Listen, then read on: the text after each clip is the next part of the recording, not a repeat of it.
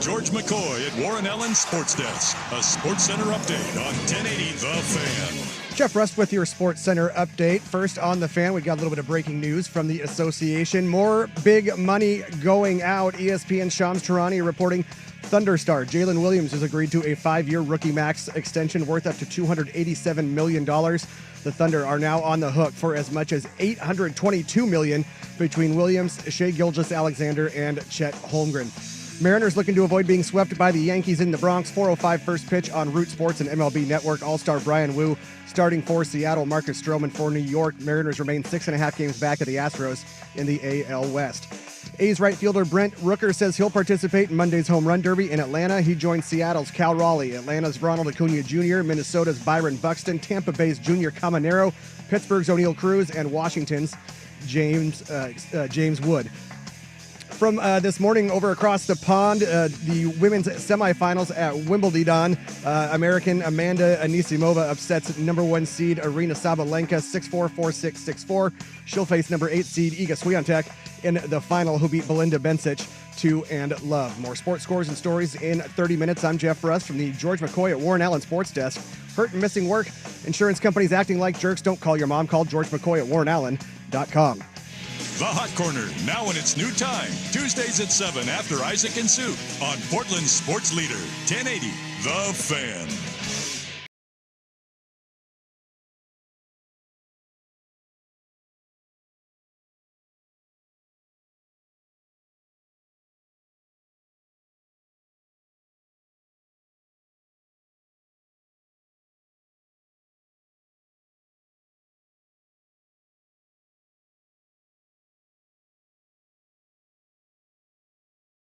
What is up, sports fans? Happy Friday Eve to everybody out there. There you go. Ooh, ah. I'm a Friday Eve guy. People don't know what I'm saying when I say that. They're like, what are you talking? Oh, you do the Christmas Eve thing for Thursdays. Yeah, I do. I'm a weirdo like that, but I try to be positive, looking forward type of guy. No, it's a Friday for me in a sense. I will be working tomorrow. I just will not be working here. Hell yeah. I'm on the plane first thing in the morning down to Las Vegas. I'm getting texts from friends that are already there, and they're like, "It's as hot as you think it's going to be." 115 plus. It's going to suck. It's Just actually like Satan's butthole. Oh yeah, no. Yeah. It's actually Crack not. of his ass. It is not the worst I've ever had in Vegas. It is currently 105. Okay, that's some relief. 111 is as hot as it's supposed to get while I'm down there. That F is that. 7 or 8 degrees cooler than it was last year. I mean, I guess we were hitting 118, 119 last year. It was absolute like, if you've never ever been in that heat,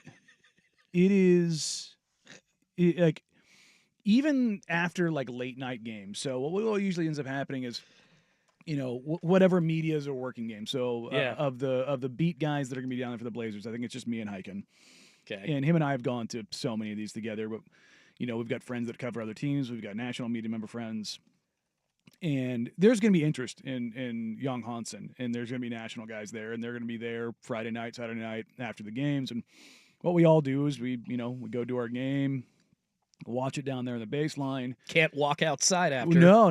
Then we go and do our post-game media availability underneath. And I'm sure for Young it's going to be a little bit different because there's going to be a pretty large Chinese contingency. No kidding. But then we go back into the media room and we put out whatever story we're going to put out, which usually, takes about an hour to put out, whether gamer or wrap up, anything along those lines. And then it's on. Yeah. But more often than not, Party on, Wayne. We'll walk somewhere nearby Thomas and Mack, go get some food because everything's like right there. That's the great thing about Thomas and Mack is it's right there. But even at like 10:30, 11 o'clock at night, it's 85, 90 degrees. And you're just like, still sweating. It's pitch black. Why am I cooking out here? And it's like, I do the ride share thing everywhere while I'm down there because I don't want to be outside. I remember Ian Carmel hopped on my podcast when I was down there a couple years ago. Yeah. And the Blue Wire Studios is at the Wynn Casino. It's a $3 million studio. If you've ever never seen it, I've got pictures on my Instagram from when we did that show there. It's beautiful. It's incredible. It's a full on like TV studio. It's unbelievable. There's probably 7 or 8 guys behind the scenes. It's a full on TV production staff. Yeah. Like it's top in class kind of a deal. And I can't remember where Ian was coming from, but he walked like a mile and a half. Yep. fell into the trap. Well, I mean, no, I mean Ian, because he's lost all that weight, like he just walks everywhere. No, exactly. No, but you fall into the trap thinking you can walk somewhere in Vegas, but then you get a mile down the road and you're like, no, F this. That's what I'm saying. He walked everywhere when he was down there for that trip. Good for you, Ian. But he walked in and I was like, "Do you a little sweaty?" He's like, "Yeah, no, I walked from, or I can't remember where it was." And I was like, "But why?" He's like, "Oh, I just want to keep moving, keep burning calories." I'm like, "Brother, you can step outside and just burn calories." Again, it was like it was. I think we did the pod at like 1:30, 2 o'clock. So the sun's just that's sitting in the sky, beating down, and I'm like, peak heat off the freaking pavement. I'm good, man. No, I don't want to do that at all. Uber me around everywhere. That is just hard pass. Hard pass. I made that mistake last time I was in Vegas. Schulte in for Dusty, by the way, if you're like, who the hell is this? I would hope 1080 listeners know, but hey, you may not, and that's fine. Rusty behind the glass as well. Dusty, once again, doing some administrative stuff. Happy to be in for him, though. But yeah, last time I was in Vegas, it was just like, I don't know if it was like overconfidence or just inexperience, thinking that I could just walk along the strip and be okay. I stayed at the MGM Grand with my wife right before COVID happened. So there was this it was like February of 2020, a month before everything shut down, and Rudy Gobert wiped his ass on microphones at an NBA press conference, and then the world basically said, "Oh, we got to stop."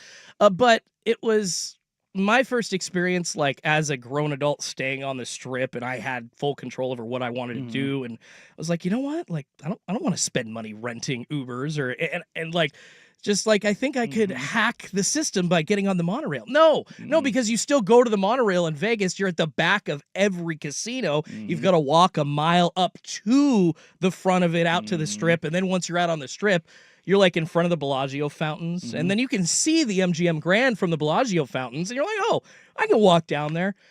Bro, I injured my foot so bad because I probably walked 20 miles unintentionally, and by the time I got home, I was pissed. So yeah, next time I go to Vegas, I'm just walking to the front of my hotel, and it's going to be either like valet service or Uber all the way. I'm not stepping foot outside of the freaking property next time. I ride share like there's no tomorrow down there. I want no part of being out in that mess. It's just, no, call me soft, call me weak. I don't care. I've done it 1,000 times. I'm done doing it. I thought you had that California it's gone. built-up heat It's shield, bro. Gone. It's not even the California one. It's the Middle Eastern one. Like, I've said this so many times. There's no place worse on this planet, weather-wise, than Somalia. Somalia is like 108 degrees with like 98% humidity, and you just want to die. And they have no AC there. I mean, not even just that. It's just like, you're on the ocean coast, and there's pollution everywhere. There's poverty. There's smells. It's just, and again, just if you're Somalian or you know people from there, it's nothing against them. It's just been a war-torn region for so long that there is no place on this planet that you could literally send me anywhere else, and it would be an improvement. I will go to Antarctica. Legitimately rather be in Antarctica. Well, at least they have hot food there, and you can get out of the cold. You can get warmer. You can only get so naked. That's true. And that's the thing with no AC there. I'm sure it's like you literally are suffering there is no relief. I mean, no respite. We have it, in our especially in the Air Force. Yeah. Even our tents are air conditioned. That is awesome. Yeah. No, I mean, look. Necessary. That's not bougie. There's a reason we live better than every other branch. We have more money and we have less people, and we spend it on the finer things. That's how it goes. I mean, honestly, if you're asking me, hey, Schulte, do you think our taxpayer dollars should be spent keeping the soldiers comfortable on the front lines in bum F places in the world where they're sitting in 120-degree weather? Yeah, I do. Yeah, give them two. We have air conditioners the size of Volkswagens. Damn they're right. Attached to buildings. Oh, so they're not the little crappy window units. We're talking industrial size for like the size of this studio here that you can see on YouTube. Yeah, I mean, the rooms in our tent are probably like, this is like 2 rooms. Like if you hang a curtain in between, the size of the studio, and you walk in there and like, if you leave the door open because it's like a double flap, like you go into one room and you go into another, and it's a double zipper. It's like an outer, outer and an inner. And if you leave one of them open and somebody else is in there, you will get cussed out. It's like, hey, don't let that don't let the hot air in. It's like the clean room in a biohazard space. Yeah, it's not quite that level, but it's pretty close. But it's also like, no, you zip the other one up first, and then you unzip the other one. It's almost like the parent walking out into the neighborhood. I am not cooling the street. Yeah. Close the door. Hard pass. Oh, Rusty, I did catch during this update that you just did. Fine update, by the way. I've done this myself several times. You almost referred to James Wood as James Woods. Yep, caught myself. Every time I Yeah. want to do the same thing. And it Yep. just got me thinking, like, those athletes that share either a close name to an already famous person or Yes. like they share names with another athlete. Like I always got confused by Kurt Warner growing up. Huge. My dad loves the Rams. The quarterback like, yeah, versus the running back. the running back for the Seattle Seahawks. And then I Yes. saw he had like a Kurt Warner car dealership. And I'm like, why would a quarterback from St. Louis have a car dealership in Seattle? Yeah. Or like Tom Cruise. There's like a Tom Cruise like car dealership somewhere here in the Northwest. And everybody like was always asking me like, dude, is that like the actor? It's good branding. Yeah. I mean, if you got the name, not bad. lean into it. I mean, but if you're down in the South and you see a Nick Saban auto dealer, it is that Nick Saban. Yeah. Well, like a lot of times too, when I'll be doing my golf leaderboards, there's a Jimmy Walker, and so I'll just say, Jimmy Walker, 200 par, he's dynamite. Hey. Yeah. See, I like that. Those are good connections. I mean, I got one too. There's a literal Jordan Schultz, an NFL national reporter. And it's why I started going by Schulte. I'm like, well, imagine if your life was basically being lived through somebody else, like just so vicariously in the perfect way. It's the dream job. And The son oh of my a God. billionaire. Yeah, son of a billionaire, and he has your name, and his wedding gift was a $4.2 million high rise from his daddy. Like he has not lived in the world with us at all since he was probably like 2 or 3 when Howard Schultz was like creating Starbucks. My other favorite golfer one to have fun with is John Merrick. I'll say his score. He's not an animal. He's a human being. I forgot about that one. That's Well, fantastic. the Elephant Man. Are there any close names that I'm forgetting? I feel like 503-8646 fan, I'm like sure that there's some out there. athlete that you know as an actor as well. There's a couple out there that I'm forgetting. Like Michael Jordan. I love that one. There's Michael B. Jordan and then Michael Jordan. We're in 2025 in the world of social media, and we still don't actually know. At least some people out there don't know the difference between those two, and it's kind of funny. I find that hilarious. It's the little things. I mean, I like to. I guess the thing about thinking that you're educated is knowing that there are people dumber than you out there. And I would say that the people that don't know the difference between the two Michael Jordans probably fall under the latter group of the dumb that don't understand that there are people smarter out there than you. It's like, good God. Come on, guys. All right. Well, that's a good opening segue. I think we've taken it a couple of different directions. Oh, speaking of which, it is NCAA football release week. Have you guys played that yet? I did want to ask before we got into stuff. I was going to do the pre-order version and get it a couple days early. Gotcha. But I'm out of town. So why waste the cash? I'll grab it when I come back, but then I will put a disgusting amount of time into that. I've already had some buddies text me like, "Oh, you got to check out this playbook." Rice is the big one right now. Rice has got some goods in there of getting weird. So Yeah, I got a couple of kids. I don't have time for that stuff. Yeah. We got a Switch at home, and so I might be able to get on there and play some Mario Kart every now and then, but that's about it. Love me have some you seen Switch. the what is it? The Switch 2? Like they're back ordered forever. It's like $800, and I'm just like, Oh, and it's the regular edition. I think is $399, or maybe it's $449, and then like the Mario Kart Deluxe edition is $499. oh, maybe it was the scalpers that were doubling Yeah, it up. see, that's the problem. Is it's the same thing that happened with PS5s and Xboxes during the pandemic. Unfortunately, is the scalpers. God, not only were they buying all of the stock up like just immediately when it dropped with bots, like on places like Target or Best Buy, but they were stopping trucks and I think it was like theft at gunpoint, essentially, like armed robbery, getting these PS5s so they could resell them. It was bad. I had a guy. So I got off work, was gonna go to a store to go grab one of the Xboxes when they came out, and one guy had grabbed the last 3. Oh. And he was walking out as I was walking in, and he was a Blazers fan. He recognized me. He's like, "You going in and getting an Xbox?" And I was like, not anymore. I was like, "Yeah." He goes, "I grabbed the last 3," and I'm like, yeah, look, I'm not gonna knock the hustle, whatever, dude. He's like, "I'll tell you what, give me $50 over, and I'll give it to you." And I was like, "You know what? You know what? Cool." Cool. Good for you. Good for him. Hey, give me a second, man. I'll go grab the cash right now. Yeah. Went and grabbed the cash out of the ATM, handed a 50 spot, talked Blazers for about 20 minutes, dipped out. And I was like, because I knew guys were getting gouged $200, $300, $400 more. And I was They like, were $800 or $900 at the time. and I'm like, $50? Cool. I sat on my PS4 for a couple of extra years, happy as hell because of that. Like, I'm like, you know what? I am not going to take part in this game. Like, I used to, I had a YouTube channel about sports cards, so I understood the whole, like, buyer, like, just trying to get in front of everybody that's there only to resell, as opposed to, like, the actual collector, or in this case, like, gamers. It's just basically gamers losing out to the resellers. It sucks. So that's weird that the Switch, I didn't know that it was that amazing. Is it because it's like an OLED 4K screen, or how much better can these gaming systems get at this point? What's cool about It the could go a lot Switch is better. that you can hook it up and you can play it on your TV, or take it you to take go. the little Yeah. console and put the or it's No, portable. totally. I just, why Yeah. is the second version of this so expensive and so That's the same price as the first one Sought was. after. Well, I mean, the scalpers. Are the getting markup? it. The Yeah. markups, I I got guess, you. is what Yeah, I'm no, saying. it- It's like, why do you do this to Well, us? I think people? Mario Kart's Well, I the know only why. game that's available for the new one, right? Could be. I sure. think that's the deal right now. There's nothing else that's scaling up. Well, and to it Nintendo's yet. also really good about making sure there is not.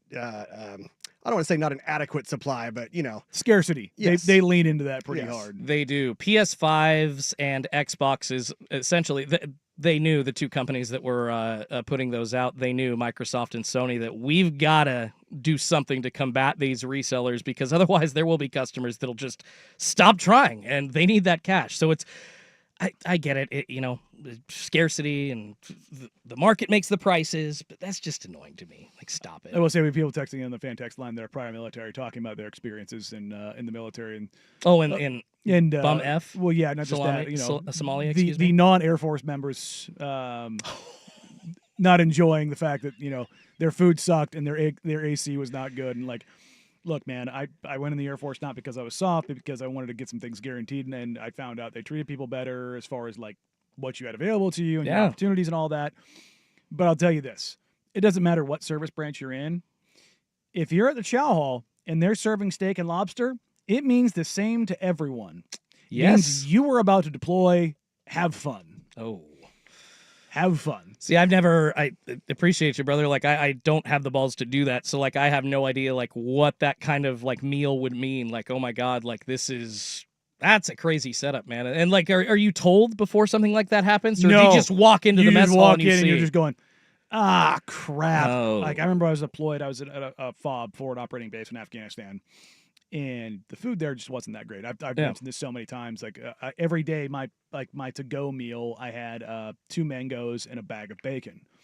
And the mangoes, number one, I love mangoes, the undefeated, but it's quick sugar. Yes. So it gives you a little energy rush. And then bacon is something that once it's cooked, it can stay good in a Ziploc bag for a long time and be fine. And it's quick, easy protein. Nitrates. It's almost like jerky. So 2 I used mangoes to, and a bag of bacon sounds like a hipster restaurant. right? Actually, that would work perfectly. Where's the food cart here? But like, Third and Stark? also, like, the food there was, it was better than an MRE, but that ain't saying much. But one day I remember all of a sudden, like, I could smell steak and lobster coming out of the chow tent. And I'm like, Yeah. crap, 4 stars here. And sure enough, 4-star general landed like an hour later. And it's like, oh yeah, it must be nice. You probably think that we're eating great because every time you land, there's steak and lobster at every chow hall, no matter where you're at. We take care of our trips, so you see. Yeah. Oh, So, my goodness. just one of those things. Ooh, yeah. All right. We could talk about butt sweat and all kinds of other fun things, video game related, forever. But I keep saying it, but like July 10th, we're supposed to get into the slow part of the year sports wise. Danny, it just keeps on coming, and we even had more breaking news like 5 minutes before the show started today. So let's get into it. All right. Big news out of the NFL, by the way. They got caught red-handed doing something really shady. We'll get to that here in the 12 o'clock hour. We'll also tell you why the NBA needs to take a page out from the Masters book. And we'll ask the question, do we need a salary cap in college football? NIL deals and a possible salary cap, the big topic at Big 12 Media Day this week. So we'll dive into that. But first, Devin Booker and as of 5 minutes before the show started, Jalen Williams for the Thunder resetting the NBA pay scale. Does it break team building as we know it? It's a Danny and Schultz edition of Danny and Dusty, Sports Radio 1080 The Fan. The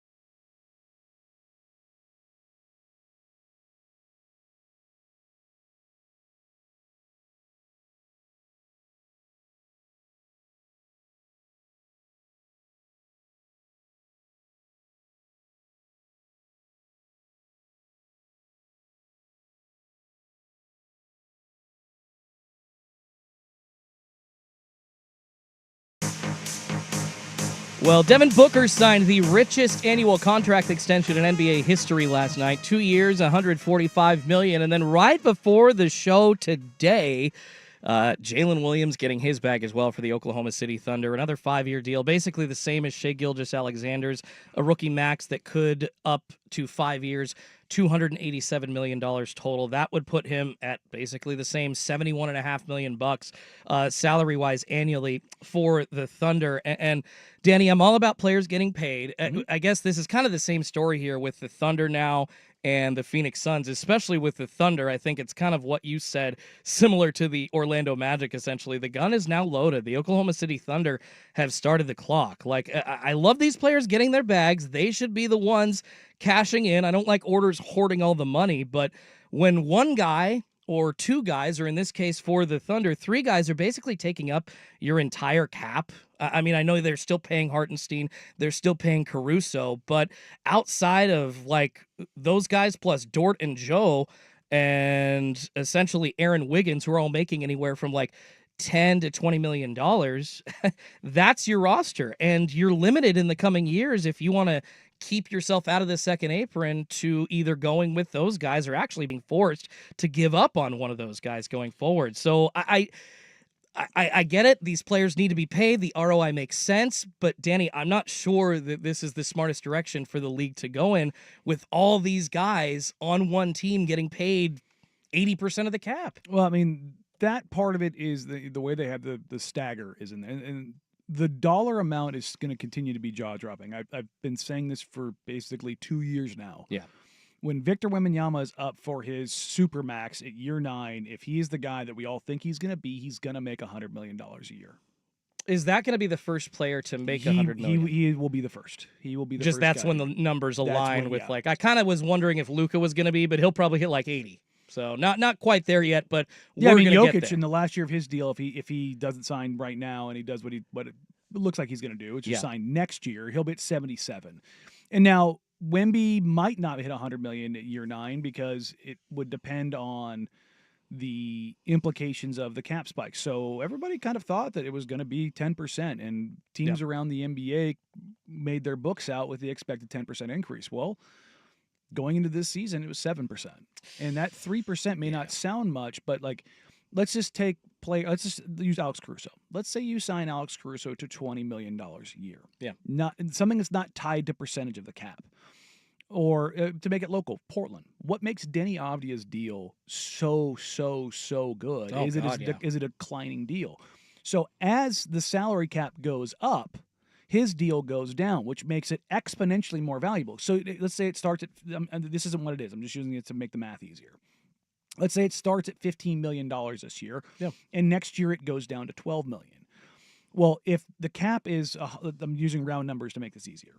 If the cap is $100 million and his goes down to 12, he goes from taking up 15% of the cap to 12% of the cap. So you get the exact same player for less percentage of your cap. But also, let's say that $100 million goes up to, let's say 10%, goes to 110.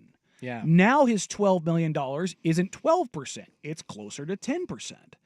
But if it's now 107, that 7% spike, now it's not quite as much. And if you do that over the course of your roster, that can be the difference between somewhere in between, $3.5 to $10 million. That's a whole other player. And so that adjustment is very fluid, I guess is the way I would go about it. But when you have a deal that is a max, the max is tied to a percentage of the cap. Now, Chet's deal is not a max. It's $250 million.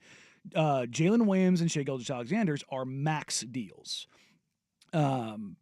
SGA's is the 35% max because he's older. It's not a rookie extension. It's the veteran extension. And it looks like they're going on a climbing scale because I see in 26-27 they're on the books right now for $40 million. So at least according to Sport Track. So I don't know if they're getting. Is it the same? This is a big deal. This is possibly keeping them out of the second apron or putting them into it. Are we looking at like annual values of 50, or I guess in Shai's case 71 and Jalen's case 71 across the board? Or is it a climbing scale from like we're going to see a starting salary of 40 and then it's going to be up to like 90? So maybe in the first couple of years you can still give yourself a little bit of flexibility. Well, I mean, it's a big deal here. SGA's right now is projected to start at 60 and go up to 76. Okay. So, like that again, it's always going to change as it pertains to percentage of the cap kind of a deal. Yeah. But beyond that, this is where everybody's like, well, the Thunder can't continue to hoard all these picks.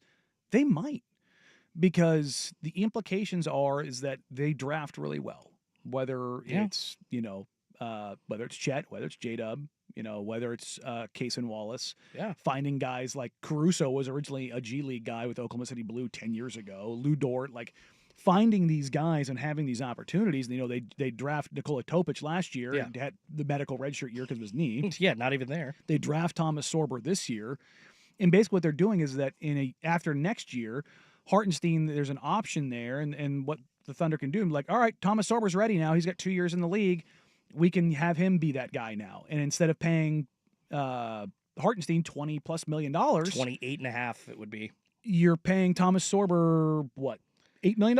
Yeah. By that point, yeah. And actually, no, technically he'd still be on for $5 million in 26-27. And if you could get out of Hartenstein's contract, you're then $5 million back under the second apron.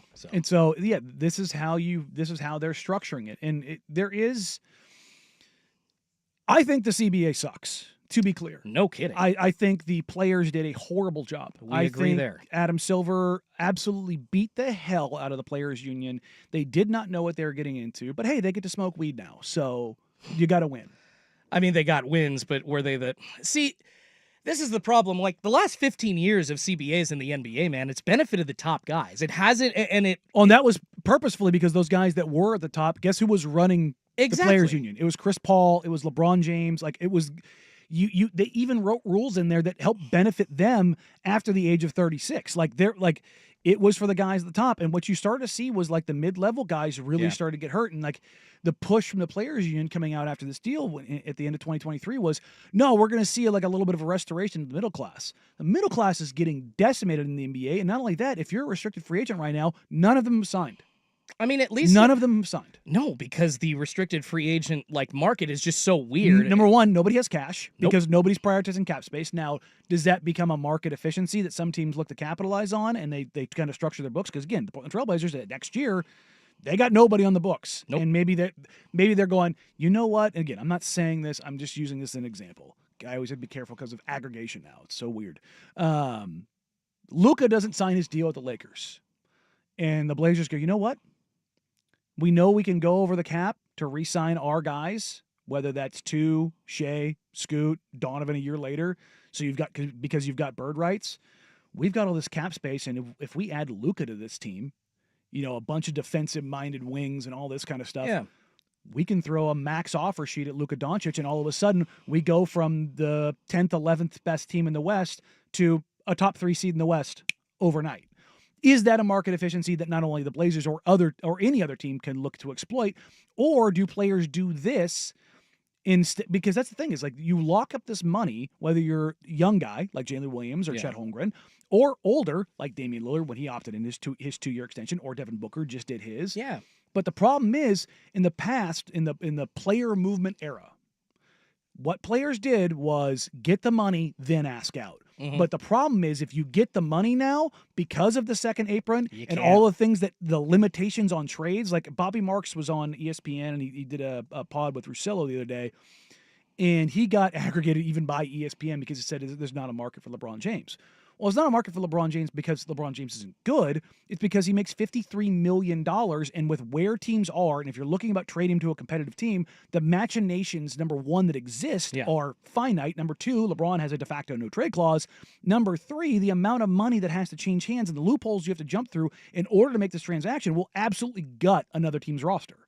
So it's like, it is making players decide, do you want the money where you're at, or do you want to earn the right to go to free agency? And that's why I never, and I will never, ever begrudge LaMarcus Aldridge for going to free agency. Well, because he took the opportunity that he earned through 9 years, and it's a scary place. He could have extended and secured the money, but he earned the right to go to free agency, and he did what he wanted to do. Anybody who wants to do that, that is there. If LeBron James didn't want to stay in Los Angeles right now, he wasn't happy, he could have turned down $53 million and been a free agent. See, that's what I want to ask you about, and I think we got to get to break, so we'll get the answer on the other side. But I do want to get into a situation like LeBron. 10, 12 years ago in the NBA, Danny, a lot of guys, at least at the top, they were willing to sign deals for the league minimum or a mid-level exception to come in and try and compete with a winner. And that essentially looks to be the only solution if you're like an aging vet, and instead of making a ton of money, you've got to give that up. You've got to be a Tom Brady. You've got to be a Patrick Mahomes and make a decision. And I mean, I find it disingenuous that LeBron James is saying both, hey, I want this money, and then sending his agent Rich Paul out there to say, hey, we're not too happy with how the Lakers are operating, like you pointed out. So I want to get into that. We've got to get into some NFL stuff as well. They absolutely just got caught doing something shady, so we'll get into that later in the hour, but I want to get more into this Devin Booker, Jalen Williams conversation and where the direction of the NBA is headed. I'm just not sure these big contracts are good for the future of the league. So we'll get to all of that coming up next. But first, Rusty with SportsCenter. Now, from the George McCoy at Warren Allen Sports Desk, a SportsCenter update on 1080 The Fan. First on The Fan, as we were talking about there, more big money going out in the NBA. ESPN Shams Charania reporting Thunder star Jalen Williams has agreed to a 5-year, $239 million rookie max extension that could be worth up to $287 million. The Thunder now on the hook for as much as $822 million between Williams, Shai Gilgeous-Alexander, and Chet Holmgren. NBA Las Vegas Summer League just about ready to tip, about 10 minutes away. Actually, it looks like we have just tipped. We are underway. It's the Pelicans and the Timberwolves from Las Vegas. Mariners looking to avoid being swept by the Yankees in the Bronx. 4:05 first pitch on Root Sports and MLB Network. All-star Brian Wu starting for Seattle. Marcus Stroman for New York. And the PGA Tour in Scotland to prepare for next week's Open Championship. First round of the Genesis Scottish Open is complete. Four-way tie at the top of the leaderboard. Nico Echevarria, Jake Knapp, Sepp Straka, and Victor Perez all in the clubhouse at 6 under 64. Wyndham Clark and Kashmir Keith Mitchell tied for 9th at 4 under. Scotty Scheffler 3 off the pace at 3 under. And you got Colin Morikawa, Rory McIlroy, and Xander Schauffele all at 2 under par. More sports scores and stories in 30 minutes. I'm Jeff Rust from the George McCoy at Warren Allen Sports Desk. Hurt and missing work. Insurance companies acting like jerks. Don't call your mom. Call George McCoy at warrenallen.com. The Fan Merch Locker has a new black 1080 The Fan hoodie, as well as classic long and short sleeve tees. Get yours now at 1080thefan.com.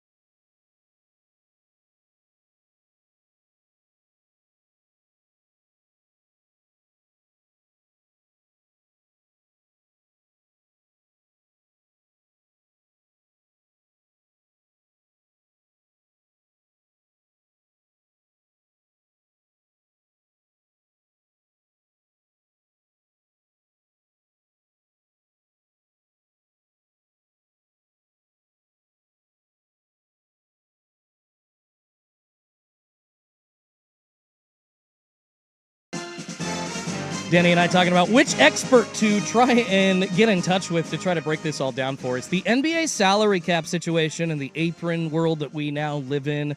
What is the future of the league? We are seeing guys like Devin Booker getting paid last night, now becoming the highest annual salary in the NBA, $72.5 million.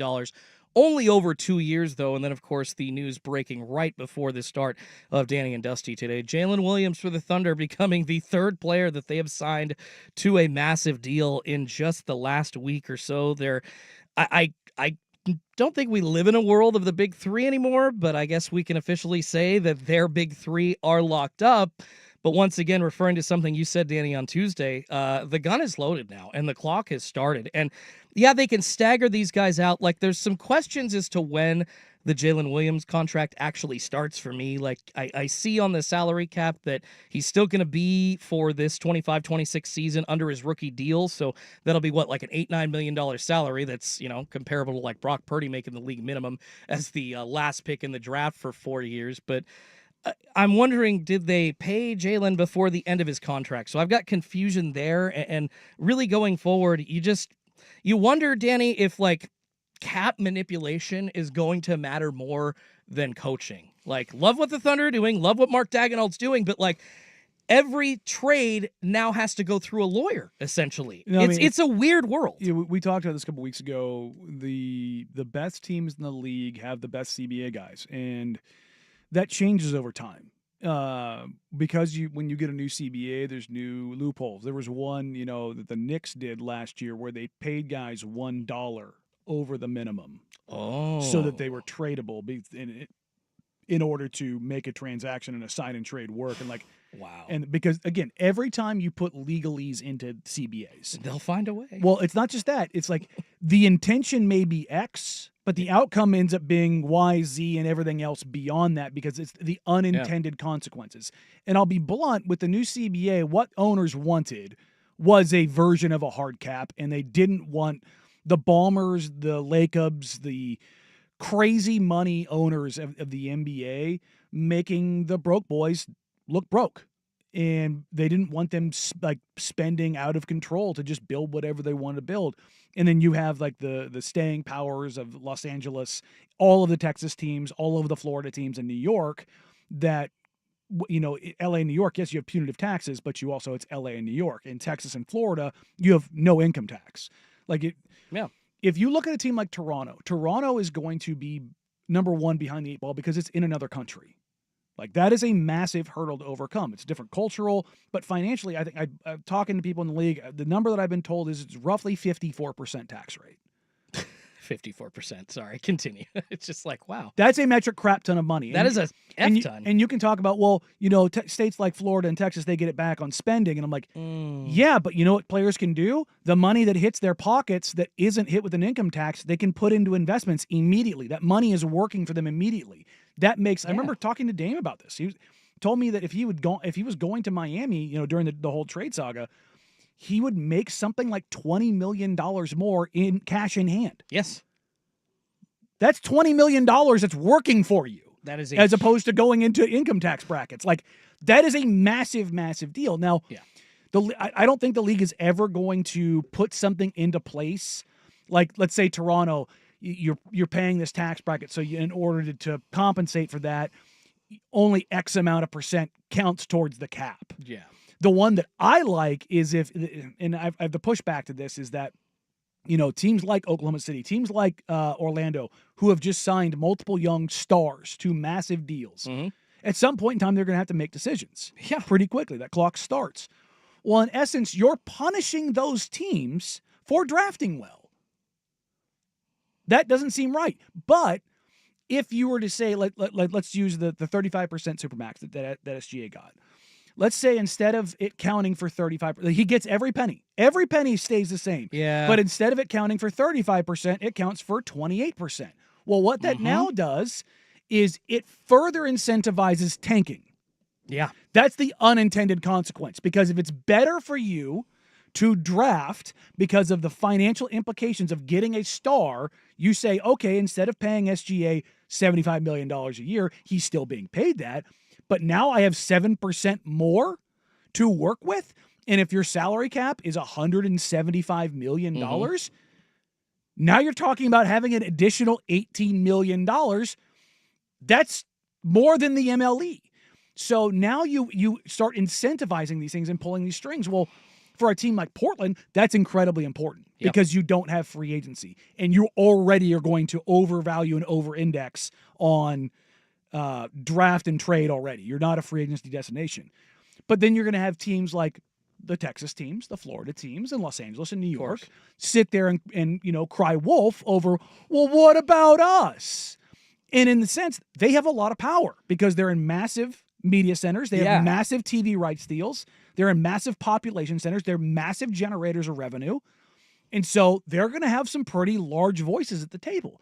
And when you're getting 30, soon to be 32 billionaires in a room, everyone's going to fight over what's most important to them, and they're going to protect that. So they're going to leave it as vague as possible, put this artificial salary cap or hard cap over this, and say, you know what?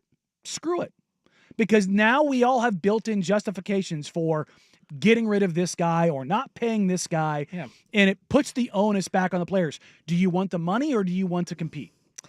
This sounds very similar to maybe what the NFL has as far as like a roadmap to success for a team that's already got high-paid players on the roster. Get a young quarterback, draft well, have that big piece on your roster for 3-4 years, be cheap, a la Brock Purdy, a la, Justin Herbert when he was on his rookie deal with the San Diego Chargers, or Los Angeles Chargers, excuse me.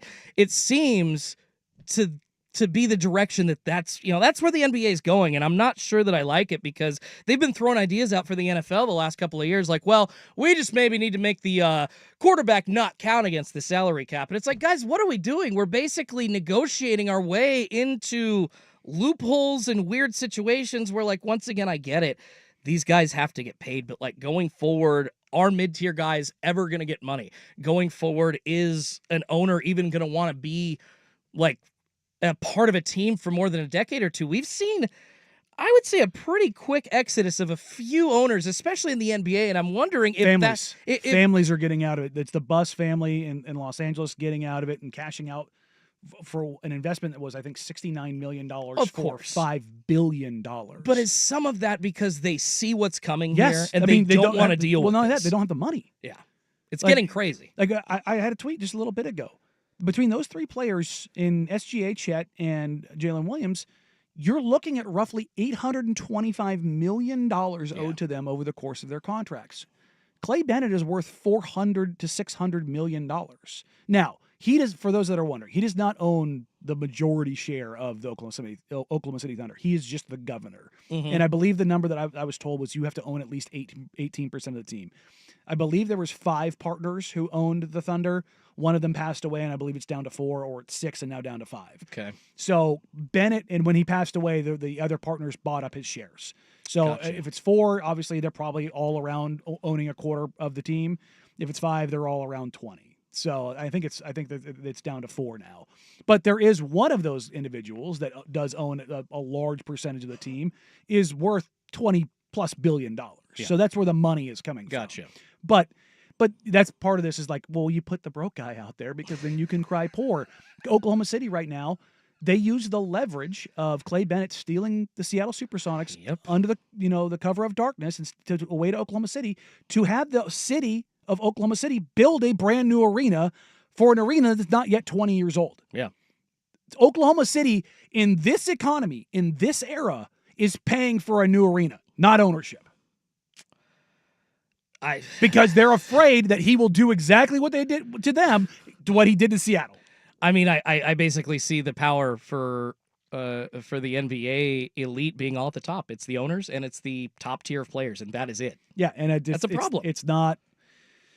I'm not saying like we need full on parity like the NFL, but like this has got to be fixed, and there is no solution in sight. Well, I mean, I don't think there's parity in the NFL either. I think the NFL I don't think it is. I think they're slotting because there's more diversity in roster. I hear that. Here's the thing in the NBA.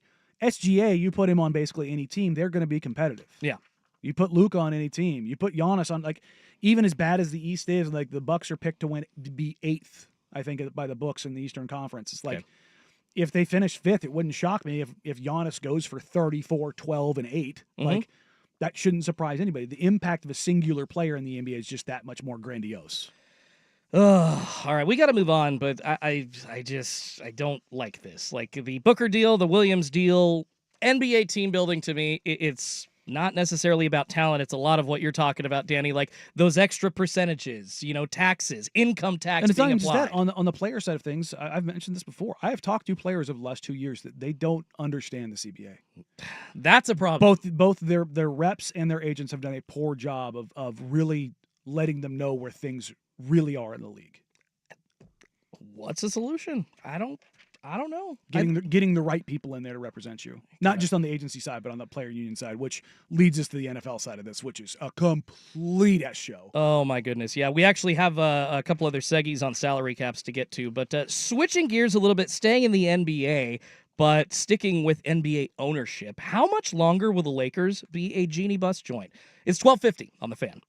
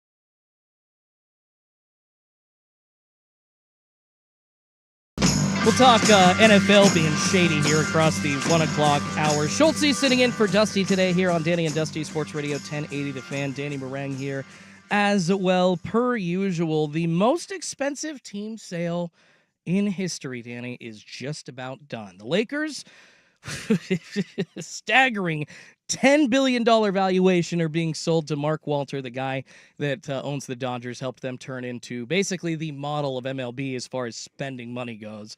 And I would say acquiring talent. Like, they've been able to identify that for sure. Yeah, having 4 MVPs on your roster is a pretty good way to go about it. Well, they brought in Andrew Friedman, who built the Tampa Bay Rays with the Moneyball concept, basically. Now give that guy The money. a big old chest of cash. Look what's happened. But very big twist, essentially, with the Lakers sale, and it's something we've seen fairly recently with other teams' sales. So Mark Walter buying into the team, but not quite getting the keys to the franchise, at least for now. Jeannie Buss, reportedly, when this sale went down, was supposed to be the governor of the team. And we can get into like what titles mean, what does a governor mean, but it was implied that Governors, it's the forward-facing, like, and you can rotate through every year kind of a deal if you want to do that, but it's the forward-facing person. You have to have a certain percent stake. I was told it was roughly 18% in order to be a governor. Okay. I mean, but it's implied that not only is she going to be that, she will still be running the team, making decisions. I'm not sure how much we actually believe that. Yeah, look, she will be in for as long as 5 years. Could be sooner. But here's the thing. The Walter and the ownership group, they were already bought into the Lakers. That's the Guggenheim. Yeah, they were a minor owner already. But with that, there's been an established relationship for close to a decade. Okay. If I'm gross. If I'm a Lakers fan, as much as Jeannie has, brought you success, the Buss family has brought you success, I want their bags packed tonight. Okay. Because it's not just Jeannie Buss who's been running the Lakers. It's the Rambis family. Kurt and his wife Kurt's wife is very close with Jeannie Buss. They have run a skeleton crew. They do not have a pro personnel scout in the NBA. They have a very small front office. They've always been. They have the leanest, trimmest front office. And here's the thing: Jeannie Buss's brother is their lead scout. Yeah, and he actually is very good. Yeah, no, that's not a nepotism thing. No, he's very good at what he does. Yeah. But they have a very, very, very small staff, and I've heard that they weren't willing to pay for things like NBA level access to data. You're the Lakers. Stop it. Yeah, and you have a TV deal that generates $130 million a year. Spectrum. It's I believe the largest TV deal in the league, because MSG, it's different because it's owned by Dolan and it's going through bankruptcy and all this stuff. Yeah. But the amount of money that the Lakers print is just insane, and yet they ran it like that. I would be like, maybe you want to make this look as smooth as possible and not make Jeannie Buss or the Buss family look any certain kind of way because of their success and what they've meant to the Lakers. And I get all those kind of things. But I'm not leaving them in place to make any decisions of any sort of like top tier stuff. And I don't think that is the case. So conflicting reports, essentially, if you haven't heard, that one entity, The Athletic, I believe, said that it's going to be no more than 5 years. And then another entity said that it was going to be a minimum of 5 years. So I'm just wondering, obviously the minimum of 5 years is probably being tossed out by the Buss family or the PR team representing them. But Danny, I mean, it sounds like you don't really think there's any benefit of keeping her around at all, regardless of the timeline being tossed around under 5 years or over 5 years. I know Mark Cuban was in a very similar situation with the Mavericks when they got sold. They said he was going to be running things. He's been running the team for the last 20 years. No reason to have him step away. He's been very successful at it. But 3 months in, it was like, nah. Mark Cuban's not running things. He was shocked that Luka was traded, so we know that he was removed from making decisions. Well, I think that's probably why Luka was able to be traded, because Mark Cuban you want to go full multiverse theory. There's not a Mark Cuban in the multiverse that's trading Luka Doncic. No, never. It's not only his loyalty and his production and all those kind of things, but it's like Luka Doncic is worth $1 billion. Absolutely. Economically, like that is the impact that was assessed when Luka Doncic was traded away. So is this like an ego thing for the Bus family or Jeannie, or is this maybe like we saw the Celtics? The Grusbecks are still supposedly running the Through franchise. 2028, Yeah, I think is what the year was. while it's being sold. So the White Sox in MLB, Mm-hmm. the Ishbia brother is getting in, not necessarily buying it up front, but supposedly in It's talks. over like 5 years Yeah. that Reinsdorf is going to get out, which Exactly, honestly, but if, Reinsdorf's still running it. but if you're a Bulls fan and you're looking at that, you're like, maybe he'll sell the Bulls. Maybe he'll sell Come the on, Bulls. please. Please sell the Bulls, because for a long time it was like he's using the Bulls to make money to pay for the White Sox, and then he Yeah. stopped caring about the White Sox. It was like, well, he's just using them both just to make money. And it was like, okay, this guy needs to, like, it's crazy that a guy who ran maybe those most successful non-Celtics era in basketball. Yeah. Chicago hasn't meant a damn thing in basketball for 20 years. God. And it's like, and it could, like, if an ownership group came into Chicago with even a median level outcome, Yeah. they would probably be a 48 to 50 win team regularly, because it's the third biggest market in the country. People want to be in Chicago despite it not being LA or New York. Chicago's a dope city. Yeah, it gets cold there, but it's also nice there. It's also a big city. It has everything you want, everything you need. You can live in a million different places. Like, a lot of players in the NBA are from the Chicago area. Like, you can do there is zero reason why the Chicago Bulls should suck to the level they suck to. But like when Jody sells the Blazers, or Burke Cole, they're going to be running the team for a year after that. Right? Oh, I bet you. I almost guarantee contractually it would be has to be an immediate. Well, handoff. it could be a transition of power based on like payment scale or Yeah, something yeah, like yeah. that. But as far as like when that happens, they'll be gone. Well, this is weird. A story out of LA that we don't really know when Jeannie Buss is going to be gone. I'll be genuinely more surprised shocked if she gets to 5 years than if she gets to Okay. 3 and she's gone. I'd genuinely be shocked if she was even like in control of the team at the end of this next season, 25-26. Like Wouldn't surprise me. I assume this is the sign of a transition coming, and we're starting to see kind of the butting heads in the media about it. All right, we got to move on, get across the top of the hour. Coming up, the NFL just got caught doing something really shady, and I mean red-handed, and the NFL Players Association possibly committed an even worse offense doing this. Danny and Dusty, 1080 The Fan. Hey,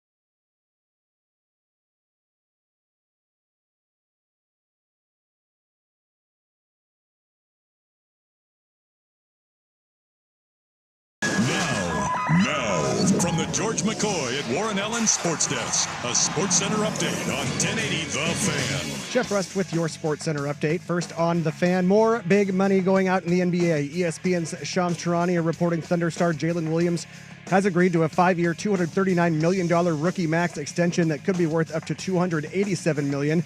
The Thunder now on the hook for as much as $822 million between Williams, Shai Gilgeous-Alexander, and Chet Holmgren. The Mariners looking to avoid the sweep by the Yankees at the Bronx. 4:05 first pitch on Root Sports and MLB Network. All-star Brian Wu on the bump for Seattle. Marcus Stroman for New York. A's right fielder Brent Rooker says he'll participate in Monday's home run derby in Atlanta. He joins Seattle's Cal Raleigh, Atlanta's Ronald Acuna Jr., Minnesota's Byron Buxton, Tampa Bay's Junior Caminero, Pittsburgh's O'Neill Cruz, and Washington's James Wood.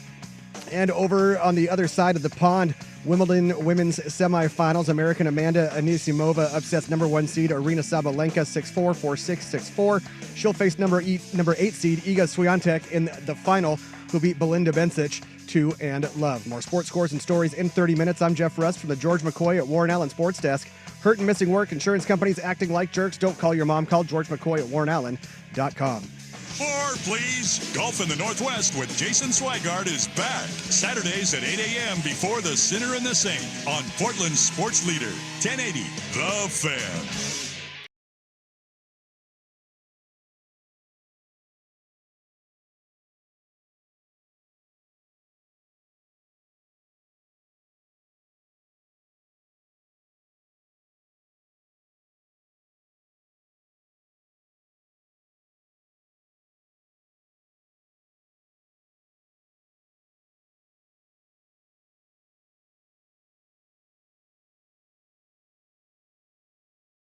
What is up, sports fans? Hour number 2 of a Danny and Schulte edition of Danny and Dusty here on Sports Radio, 1080 The Fan, 99.5 HD2, the Odyssey app, YouTube.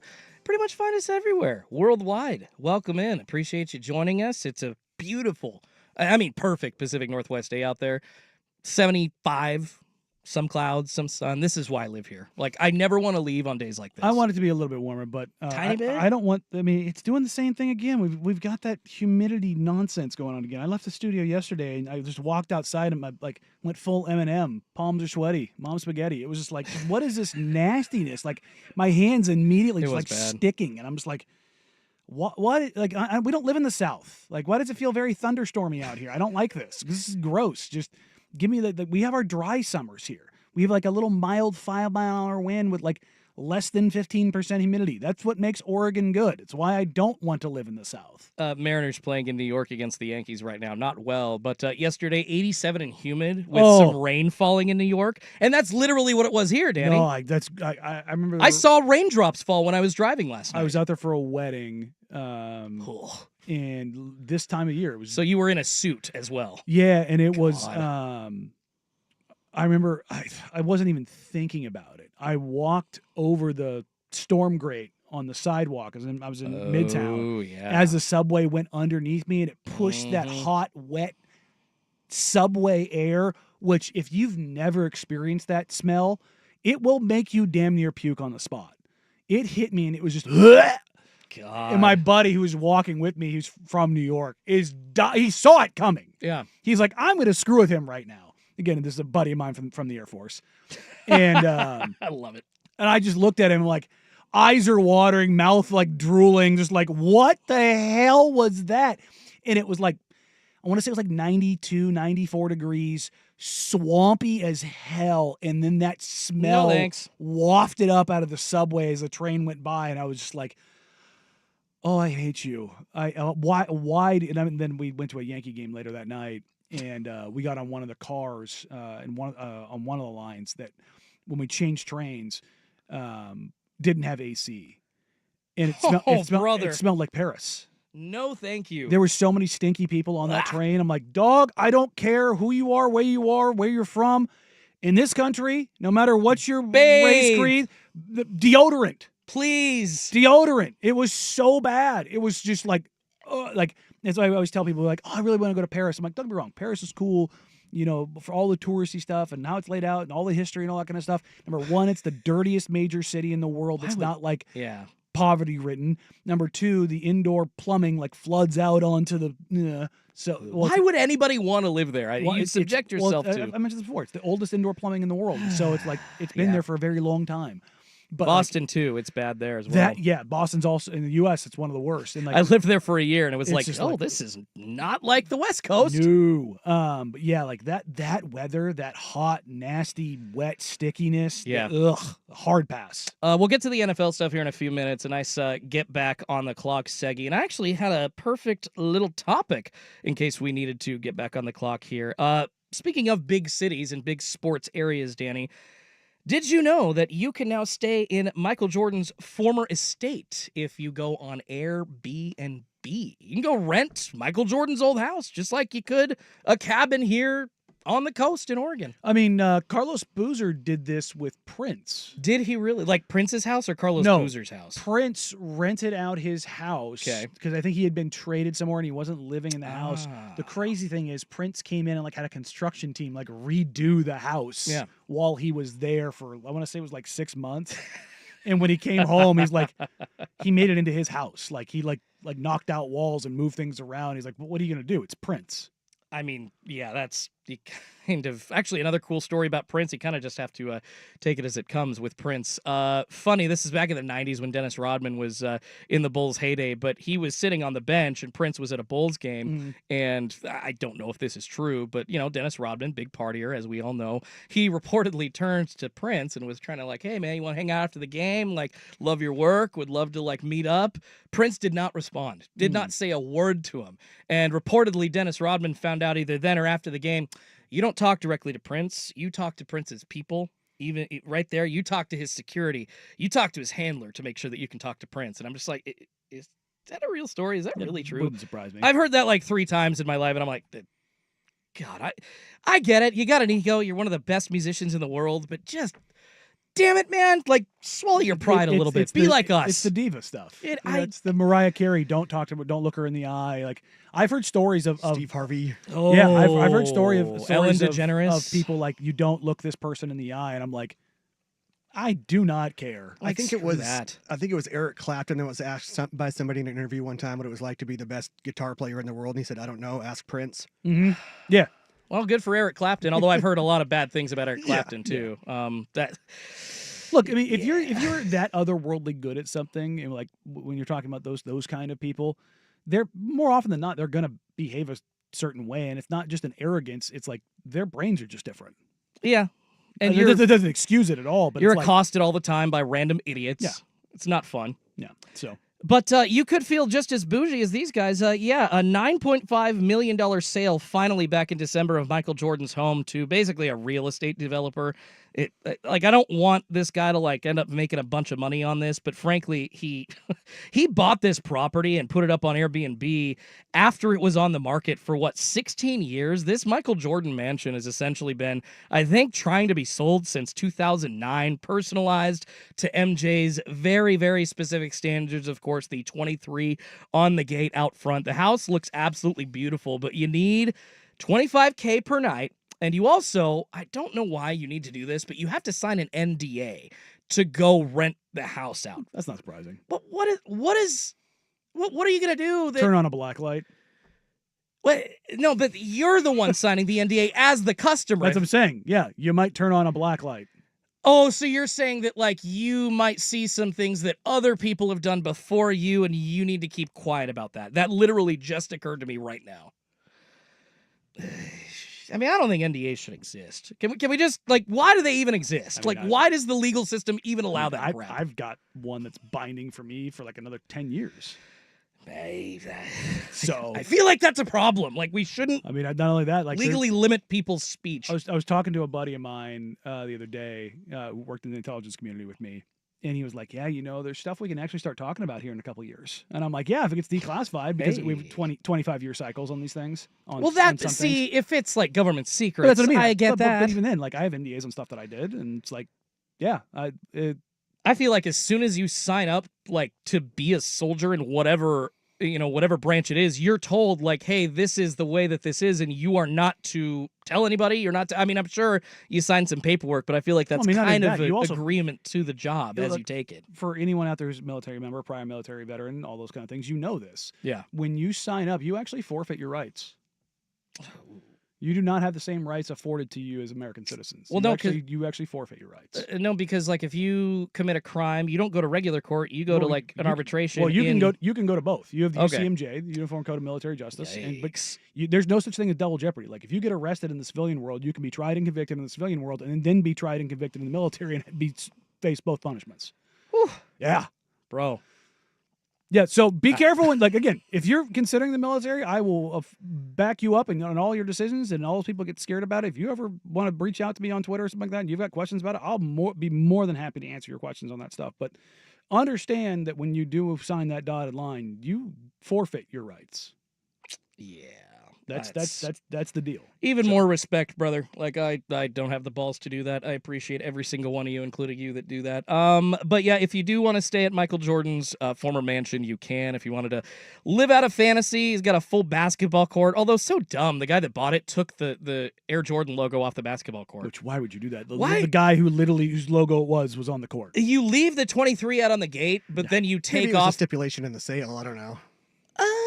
I thought maybe that's a good point. Jordan Rusty said he couldn't have it. Yeah. No. Yeah, that'd be pretty funny. No, I'm protecting my branding. You can't have that. Actually, no. You know what? He doesn't want idiots, rich young idiots who their daddy probably paid for the weekend in the damn house for in the first place, to be there taking selfies with the Air Jordan logo on the court in the background, committing crimes with Jordan in the background. He's like, I got enough of that, and I don't need images.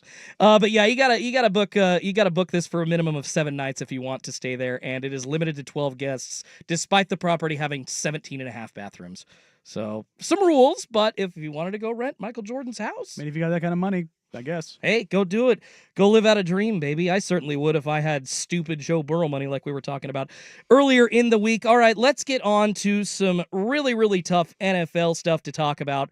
Collusion exposed between the league and the Players Association. That's coming up next on Danny and Dusty, 1080 The Fan. Check out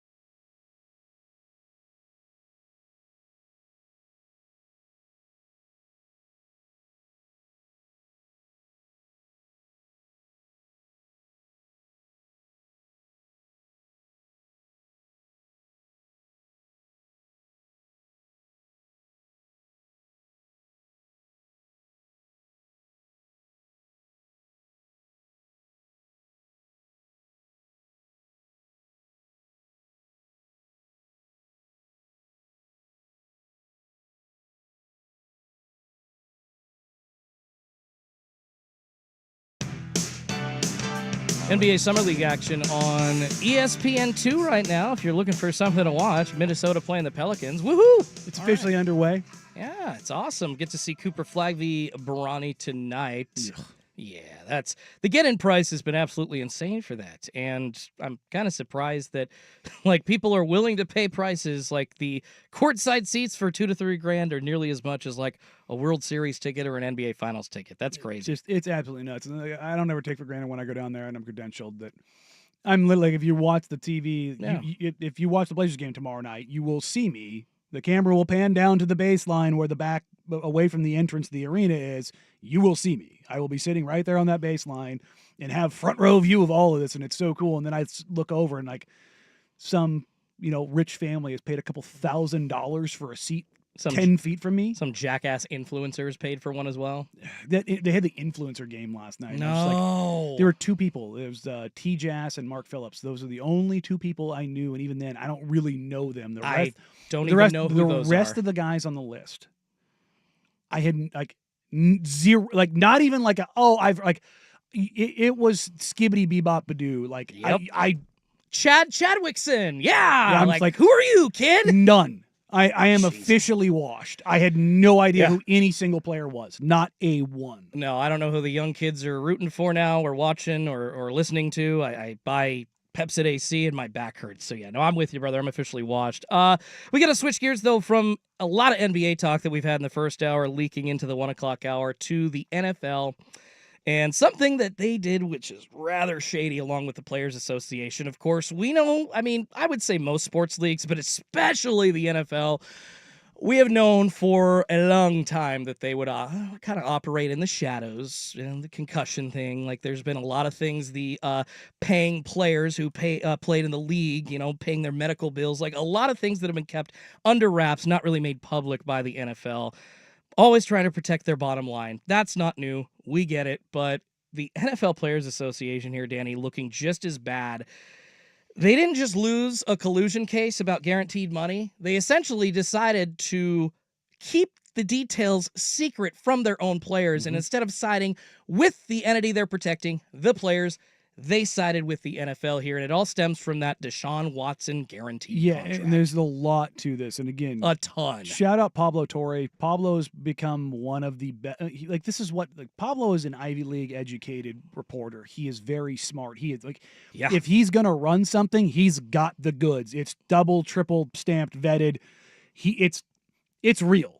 Remember the whole, on the mild side of things, what's Belichick's girlfriend? Jordan Hudson. Spells it just like I do. It's weird. But they were like, no, there's nothing there. And Pablo's like, no, dude, I got everything. I got receipts for all of it. 6 sources from the university. And then North Carolina just kind of like buttoned down the hatches, like, we're not going to do anything. We're going to be quiet about all this because he had the goods. And it's the same thing here. Him and Mike Florio. Yes. They had kind of a gentleman's agreement to chase this story and see who could kind of get to it first kind of a deal. Yeah. And Pablo ended up getting the documents first, but Florio gave him his flowers and I can vet and vouch for every single thing here. And this does stem from the Deshaun Watson case. And it wasn't necessarily, yes, technically the players union, quote unquote, lost, but the evidence for the collusion was there. But for whatever reason, the Board of Arbitration decided not to pursue it. Yeah. And then you start digging into it further, and one of the lead NFLPA negotiators is being paid by a private equity firm that has money in the NFL. Yeah. And it's like, oh, wait, what? And that was Don Van Natta. He had that, I believe, with ESPN, with yesterday or the day before. And everything here just screams run. Run. Yeah. Like, do not trust the NFLPA. Do not trust the NFL. Do not trust anything about this. And this is what we're talking about the NBA side of things, like who you have in charge and who the reps you get. Don't go with the player that has cachet. Go with the person who knows what the hell they're doing. And if you don't have somebody that knows what the hell they're doing, get somebody that does. Because everything that is happening here as far as this NFL side of things is god-awful. Now, don't get me wrong. Deshaun Watson, that whole thing, what the Browns did was disgusting and gross, and how they manipulated every little part of that.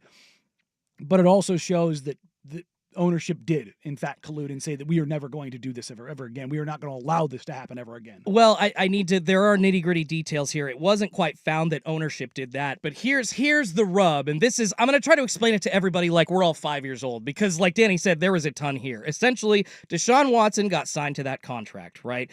And since then, there have not been contracts handed out to quarterbacks of that guaranteed level. Even Lamar Jackson, you're talking like 3 out of the 4 or 5 years guaranteed if you're a top line quarterback, right? And that's not even close to what 220, 230 is. Maybe that's around 150 to 160. So essentially, the owners weren't found to collude, but there was findings and evidence in Don Van Natta's article from ESPN that was found that Roger Goodell, the commish, and the league's top lawyer, Jeff Pasht, urged team owners to avoid handing out guaranteed contracts. So the owners themselves were not found guilty of collusion here, Right. but there was enough evidence. Legalese states that the owners were not guilty. Who does Roger Goodell work for?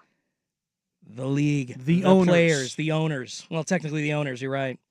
And then essentially that's the legal loophole that they could jump. Yeah, but then it gets even worse for the Players Association here. I just got to try to lay this out because it is confusing.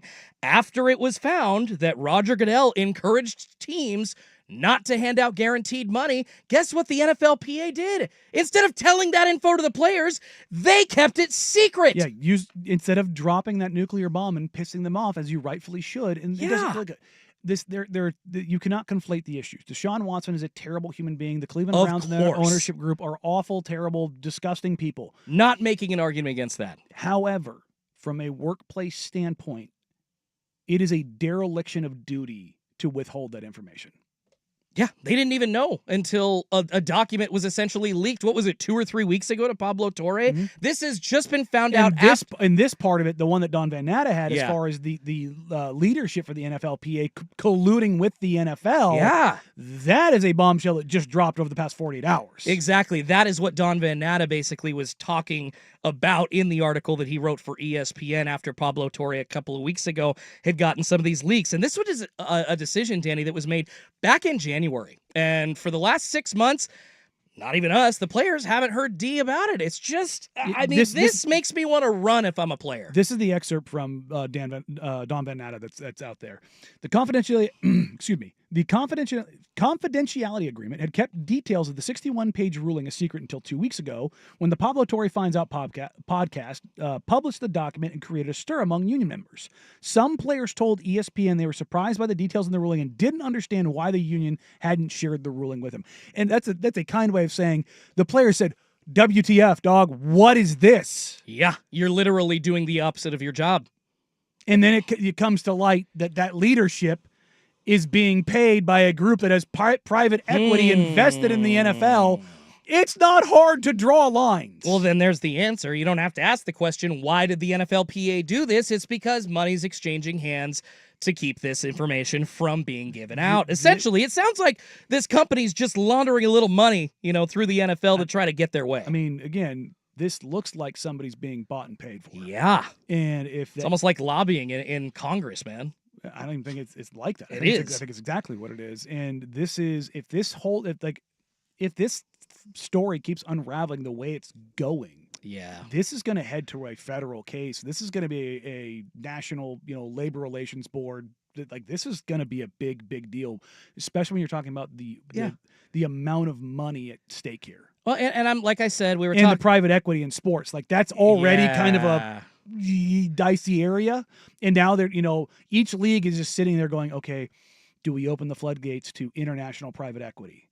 Do we let the Saudi PIF fund into stuff? Do we let China into stuff? Might have to at some point because that's the thing is when that much money gets involved, we know all the stuff that happened with Liv and levers that were greased behind the scenes there, and it's Pandora's box may already be open in that regard. Well, you may not be able to put this back in. Not just with this, but I'm talking about with the amount of money and where this stuff is going. Yeah. We may have already crossed the threshold, and this just may be nasty. I mean, does the players' union break up? The head of the players' union, Lloyd Howe, who had this deal essentially done under his watch, he's gone, right? He has to be. Yes. There's no way, shape, or form. You probably have to get rid of literally every single person on that board.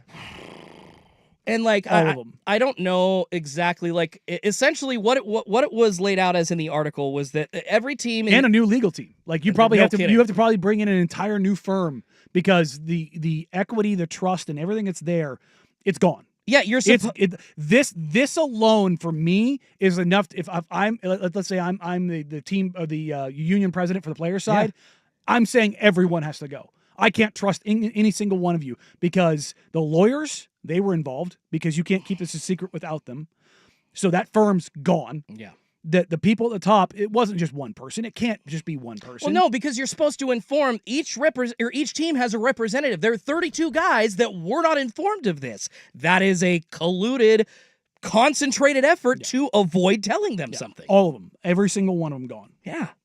This is wacky. Like, I'm wondering, I know that the NFL skated by on the concussion thing, you know, as far as like federal implications or the government actually stepping in and making them do something. But Danny, I'm not sure the NFL is going to be able to skate by like they did with the concussion stuff here. It sounds like there's enough evidence already out there, and there's more reporting by guys like Pablo Torre, by Don Van Natta now. They'll keep digging where a congressional panel will probably come to fore, and then it comes, you know, did people in government and arms of government know about this? Like this has the potential to be an absolute bombshell.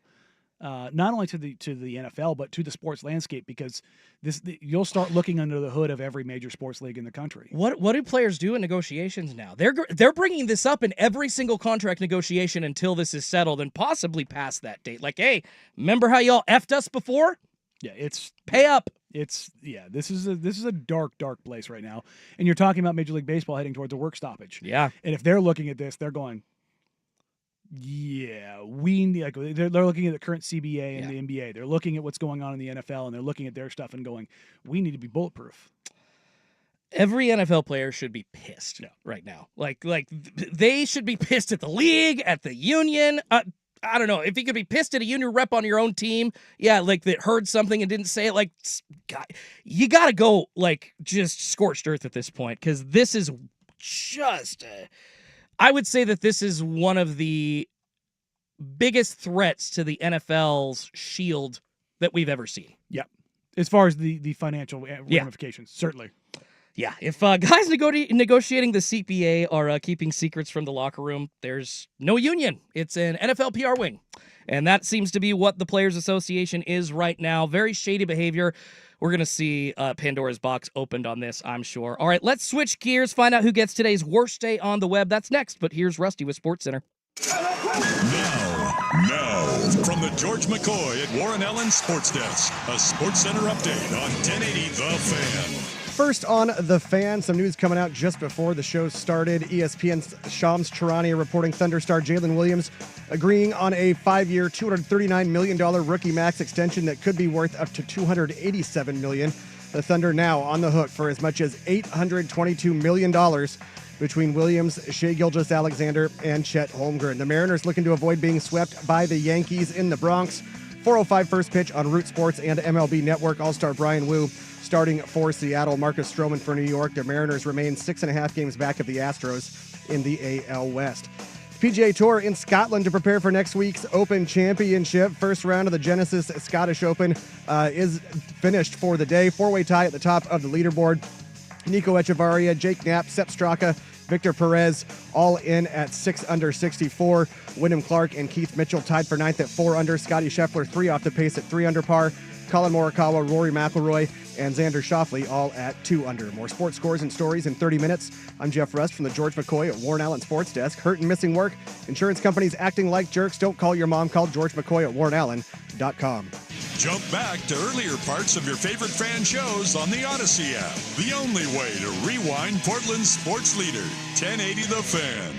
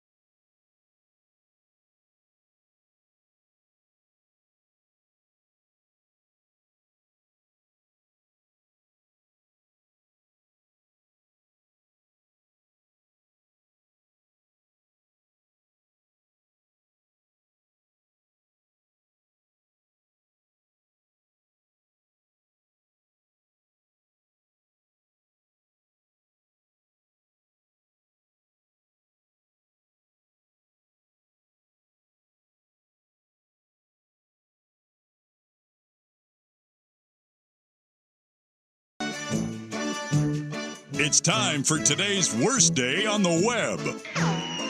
With Danny and Dusty on Odyssey and 1080 The Fan. Well, that sucks. All right, let's head to Minnesota, where Vikings linebacker Dallas Turner just got hit with a brutal reminder. If someone calls you and says they work at the bank, just hang up. Just don't take the call. Try to figure it out another way. Your bank will never call you. You No. never, ever, ever call a number that you get texted with that says they're the bank. No. Go to the internet, check the phone number for your bank, then manually input it yourself. Just do as much work as possible when it comes to your money to I am confirm you're paying who you actually think you are. So protective about this. I got a fraud indicator Yeah. from my bank. It like $100 charge. I clicked, yes, that's fraud. Mm-hmm. And they immediately canceled my card, locked my account. Yeah. And they're like, call this number. I'm like, nope. No. I'm going to go sit down, go to my computer, log in, check the number from my bank, call that number. Yeah.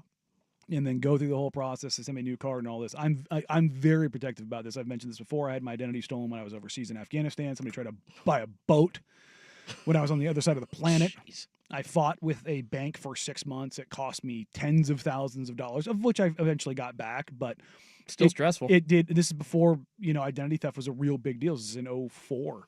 And it damaged my credit to a level that was just unbelievable. I'm sure. It took me 5 years of court to get that sorted out.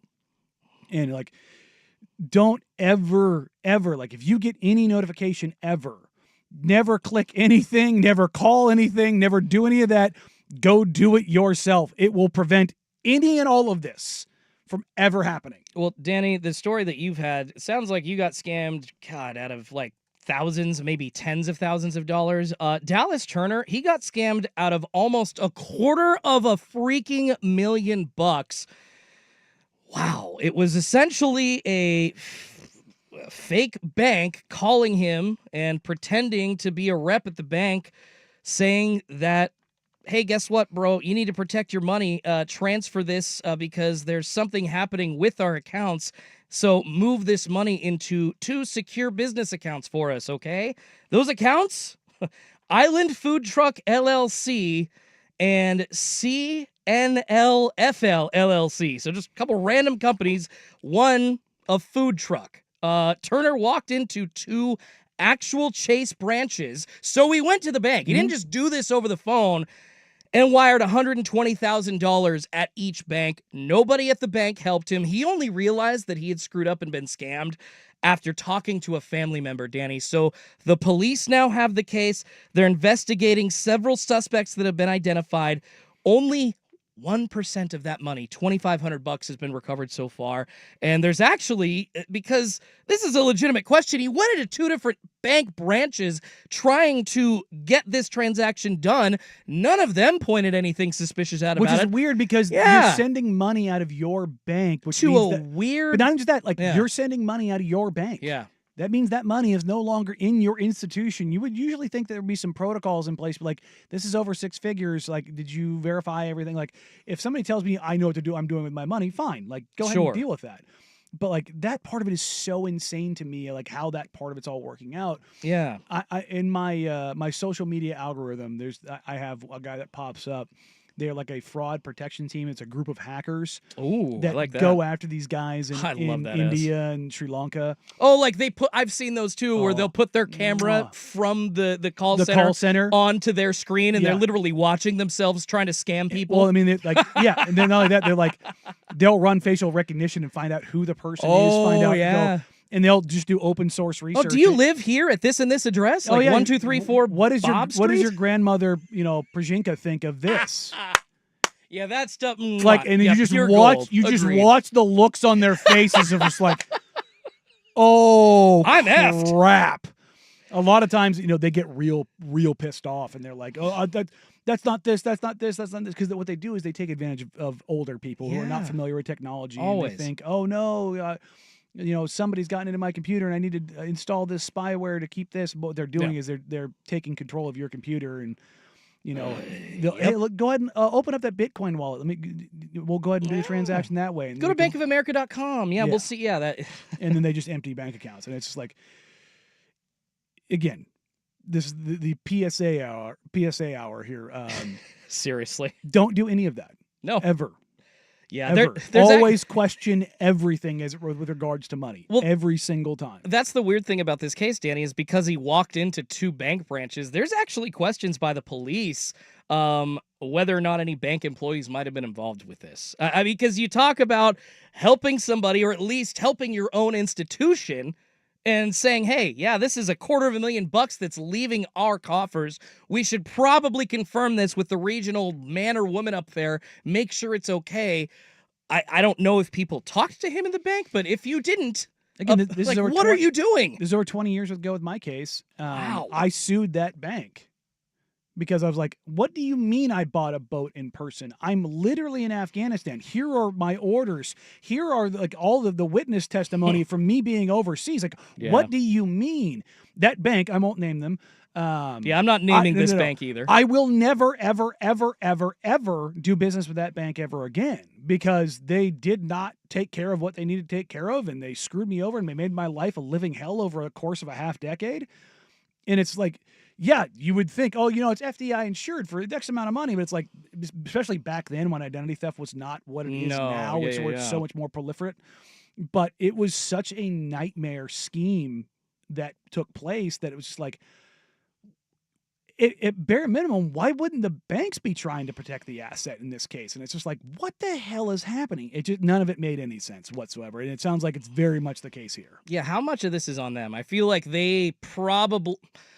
You can't say that the blame isn't on, you know, this player, Dallas Turner himself. Like, I get it. Like, you're young. He's literally 22. And frankly, it's kind of surprising that, you know, that people always target like the older crowd here, but like, hey, you kind of forget that young 20-some-year-olds, not necessarily very competent financially yet in the world, and especially guys that are handed big amounts of money at a young age, who I don't know if they've talked to a financial advisor. I don't know what the habits of these guys are. Like $250,000 to somebody like Dallas Turner, probably less to him than it is to us, but that is still a big chunk of money. Yeah, man. I mean, nobody wants to just throw that kind of money down the drain. Although somebody did bet $25,000 to the Raiders to win the Super Bowl this year. So, hey, you know what?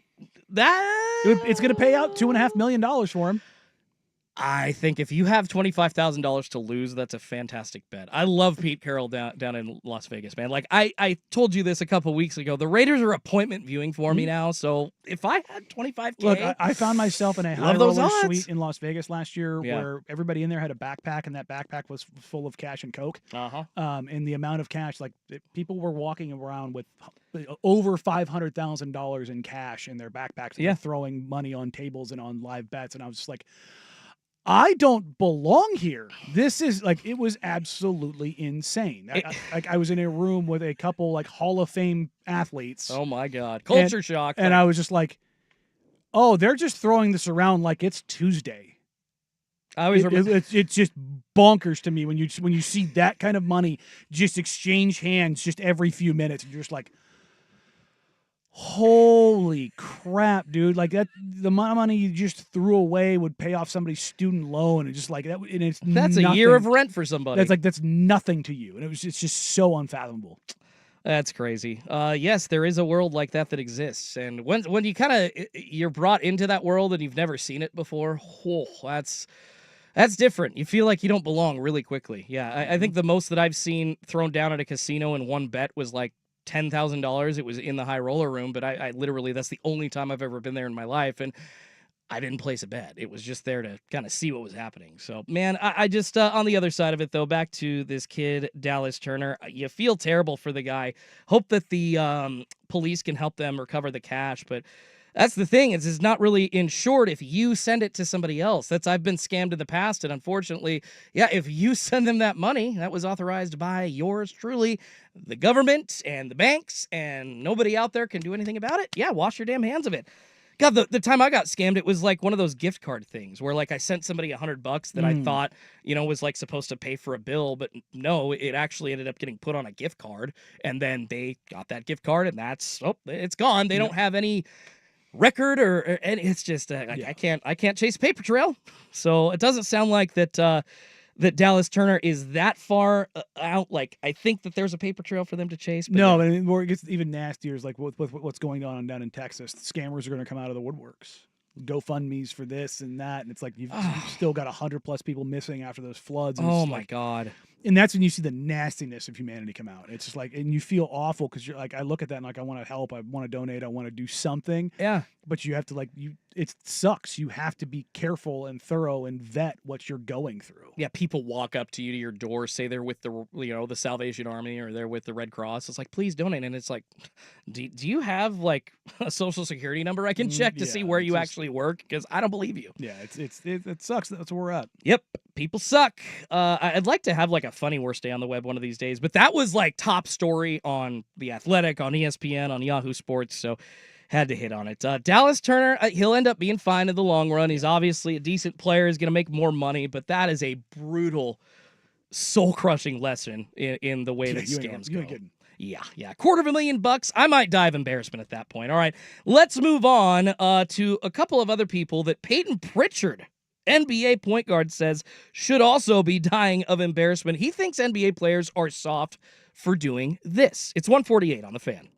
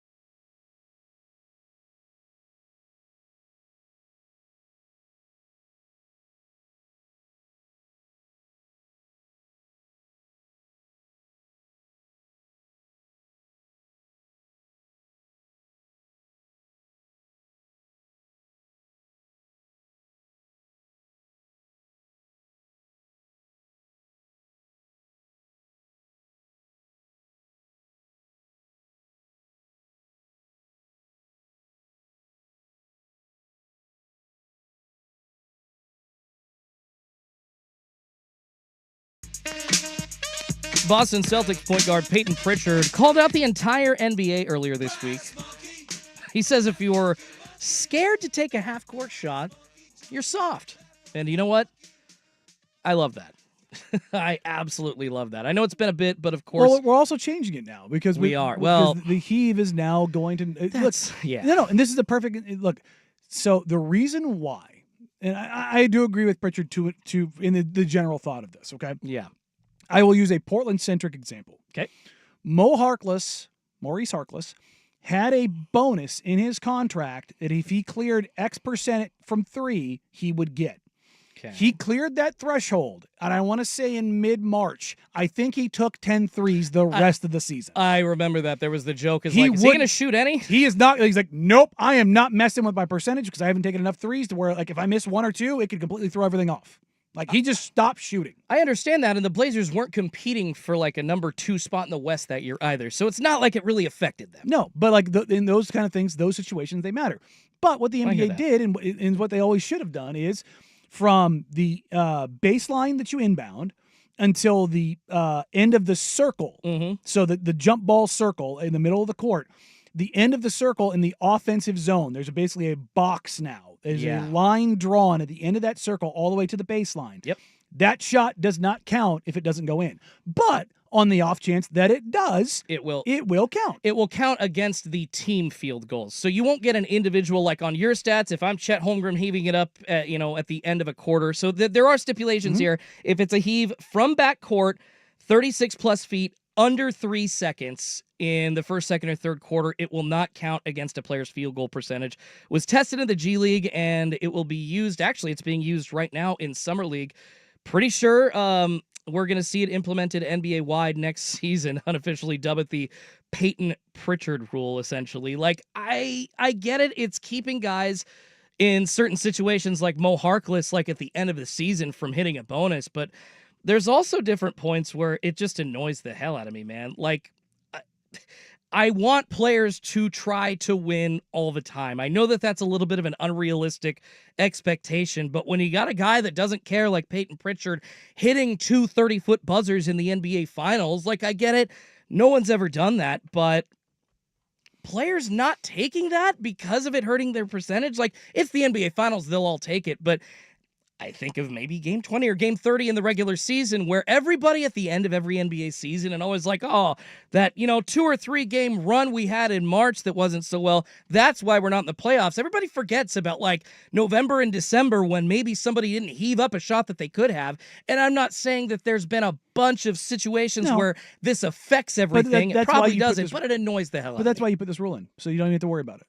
So now you just go ahead and let it go. I mean, I get it, but because what everybody always does is they wait until the buzzer, then they let it go. I hate that when it's like, oh, 0.1, 0.0, then they heave right as the buzzer hits. I mean, I'm on Peyton Pritchard's side here, though. Like, I get it. We need to incentivize it somehow, but I wish that we just didn't care. I wish there wasn't an implication the other way, and maybe a team would just be smart enough to pay a guy like Mo Harkless that hit that. Like, you can't. That's the thing. It's contractual. You can't.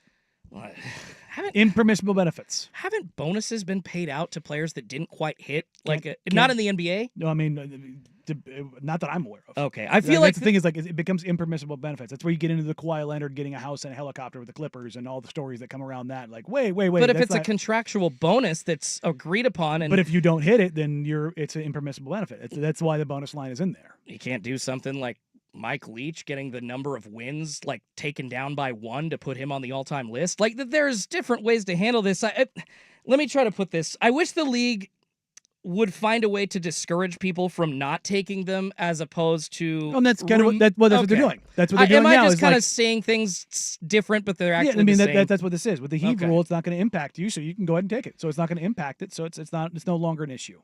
I just love dudes that don't care about the stat sheet, but it is. In the real world of NBA play 2025, 26, like, it's beyond that. It's not just the stat sheet. It's money. We see this in the NFL. Like, a guy needs a catch, or a guy needs X amount of yards or receiving yards, or, hey, we're going to get a guy a touchdown here.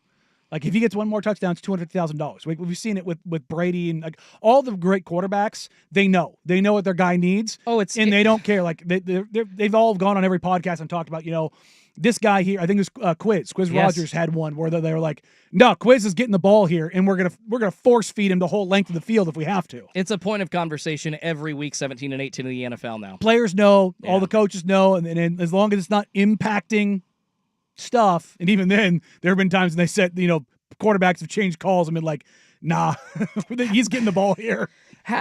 Last question to wrap it up here. Have NBA owners or general managers in negotiations tried to use those shots as maybe an indicator like, hey, your field goal percentage isn't that great? Or is it just about like trying to hit a bonus? Because I could get... They put those performance metrics in there to incentivize guys to do something. But this is, again, like we were talking about earlier with the CBA, unintended consequences. Okay. So you get Harkless up to, 37.5% because, that's a good number. But once he gets there and he's close, like, then you have to worry about the unintended consequence of him just not taking threes. And that was like a conversation. Like, other players in the team knew. Yeah. Like, the guys knew where things stand. Like, don't pass it to him. Like, dog, I'm not taking that shot. And that's, honestly, I get that. I do. There's the balance here between guys getting their bag. To crap on Mo. This is like, this thing it's a great example for stuff, and it's one that's very easy to point to, particularly in the NBA and Portland in general. Okay, what if you've already gotten your bag and you're not taking these shots? How about that? What if you are LeBron James? What if you are Steph Curry? What if you are... Then you're a jerk. Thank you. If you're Shai Gilgeous-Alexander and you are not, you're just trying to make your field, and I'm not saying he does this, I'm just giving an example, but you've gotten your $280 million and you are waiting until the buzzer to heave this up, I think that might be what Peyton's saying a little bit too. Again, the general thought of what Pritchard's saying, I agree with. Okay. Well, I'm glad that we're on the same page there. Yeah, I think that players that don't want to shoot half-court shots are bitches, and they need to stop being so soft. I understand there are circumstances, but I think Peyton Pritchard really nailed it here. But looks like we're going to see all this go away with the new Peyton Pritchard rule. In effect, in the Summer League, we'll see when the league implements the new rule that half-court shots in the final 3 seconds of the first, second, and third quarter will not count against a player's field goal percentage. All right, we got to shift gears across the top of the hour. Coming up next, Coach Prime wants a salary cap in college football. He's not alone either. Are all these coaches onto something? That's coming up next on Danny and Dusty, Sports Radio 1080 The Fan.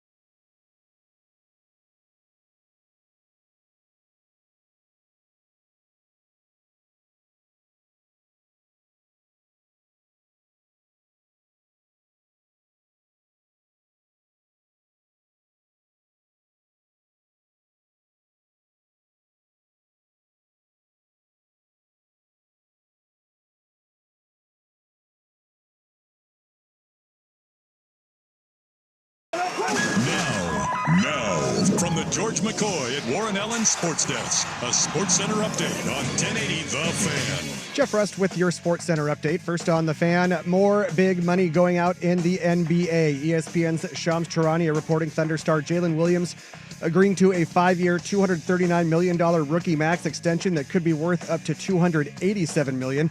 The Thunder now on the hook for as much as $822 million between Williams, Shea Gilgeous-Alexander, and Chet Holmgren. We do have one game underway in the Las Vegas Summer League. They're through three quarters. Timberwolves lead the Pelicans 75-68 for Minnesota. Jon Berenger, with 11 points, 6 boards, and 5 blocks. Mariners looking to avoid the sweep by the Yankees in the Bronx. 4:05 first pitch on Root Sports and MLB Network. All-star Brian Wu on the bump for Seattle. Marcus Stroman for New York. PGA Tour in Scotland to prepare for next week's Open Championship. First round of the Genesis Scottish Open is all finished up. Four-way tie at the top of the leaderboard. Nico Echevarria, Jake Nat, Sepp Straka, Victor Perez, all in at 6 under 64. Wyndham Clark and Kashmir Keith Mitchell tied for 9th at 4 under. Scotty Scheffler 3 off the pace, 3 under par. Colin Morikawa, Rory McIlroy, and Xander Schauffele are all at 2 under. More sports scores and stories in 30 minutes. I'm Jeff Rust from the George McCoy at Warren Allen Sports Desk. Hurt and missing work. Insurance companies acting like jerks. Don't call your mom. Call George McCoy at warrenallen.com. The original home of the Herd with Colin Cowherd. Weekdays 9 to noon, 1080 The Fan.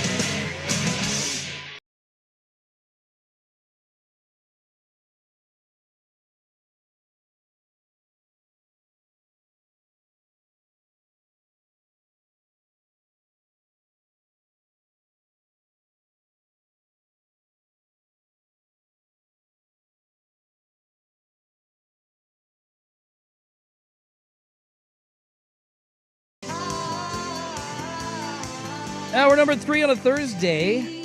What's up, sports fans? Friday Eve. Nice day outside. Welcome on in. 1080 The Fan. Schulte in for Dusty. A Danny and Schulte edition here on Sports Radio. 1080 The Fan of Danny and Dusty. Rusty behind the glass, making us sound good. Danny cracking his energy drink. Means he's going to be fired up here this hour, right? Get some more caffeine in you, brother? No, I'm just getting my daily dose. Yeah, I've got a big one. I got an extra shot in my Dutch every day, so there is a certain amount of caffeine that I absolutely need to get to. Although, if I get even a tiny bit over that, I just become a shaky mess. It's weird. Nah, that's not my problem. My heart just goes burr all the time. Although I did cut down from 3 to 2 energy drinks during the show. That is smart. So, as you can tell, not a lot of excitement in my voice. Just it's pretty much a stable baseline of caffeine and nicotine.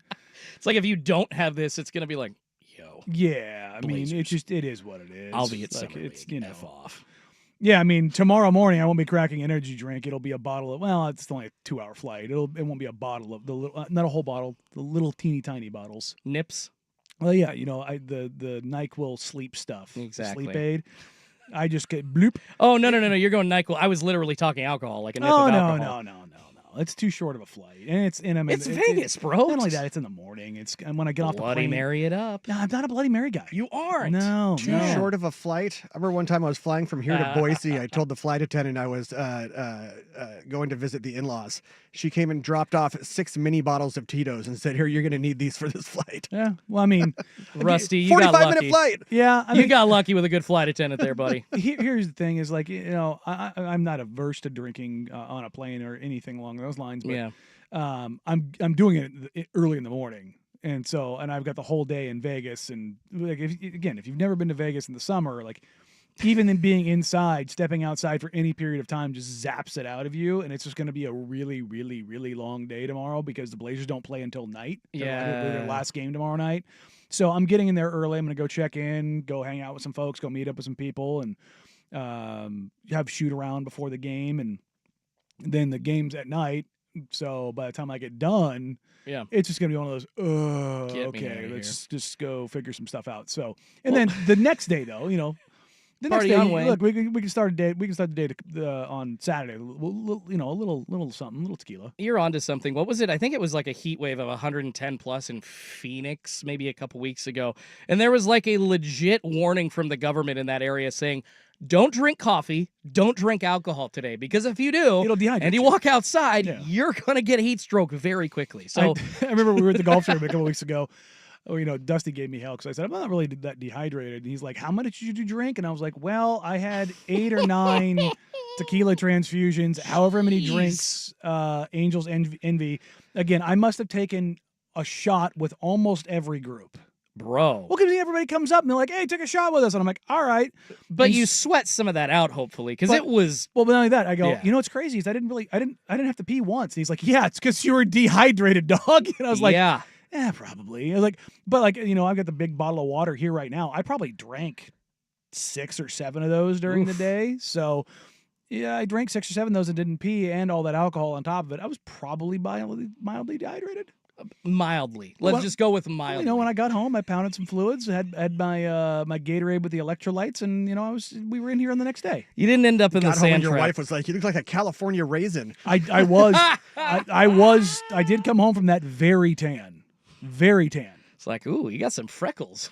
Yeah, no, I will say the sunlight has definitely brought the freckles back out in both my arms and my legs, not on my face. Every time I see pictures of me when I was a little kid, it always weirds me out because I had a stripe of freckles across my cheeks and over my Yeah. nose. They don't exist anymore, but the ones on my arms and legs have really come back this year. I got like a blister burn from the sun in Hawaii the Yeah. first time that I went there, and it was on my top of both of my shoulders, and now I have more freckles onto the tops of both my shoulders than I ever had before because of that sunburn. I had a So, it buddy sucked. get literal 3rd-degree sunburn on the tops of his feet. Ugh. We were overseas, Oh, and no. we were had a day off, and Please, he no. may or may have blacked out in the sun barefoot. Had a baby. And Doing it right.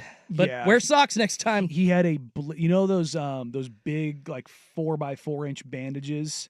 Ooh. He had those.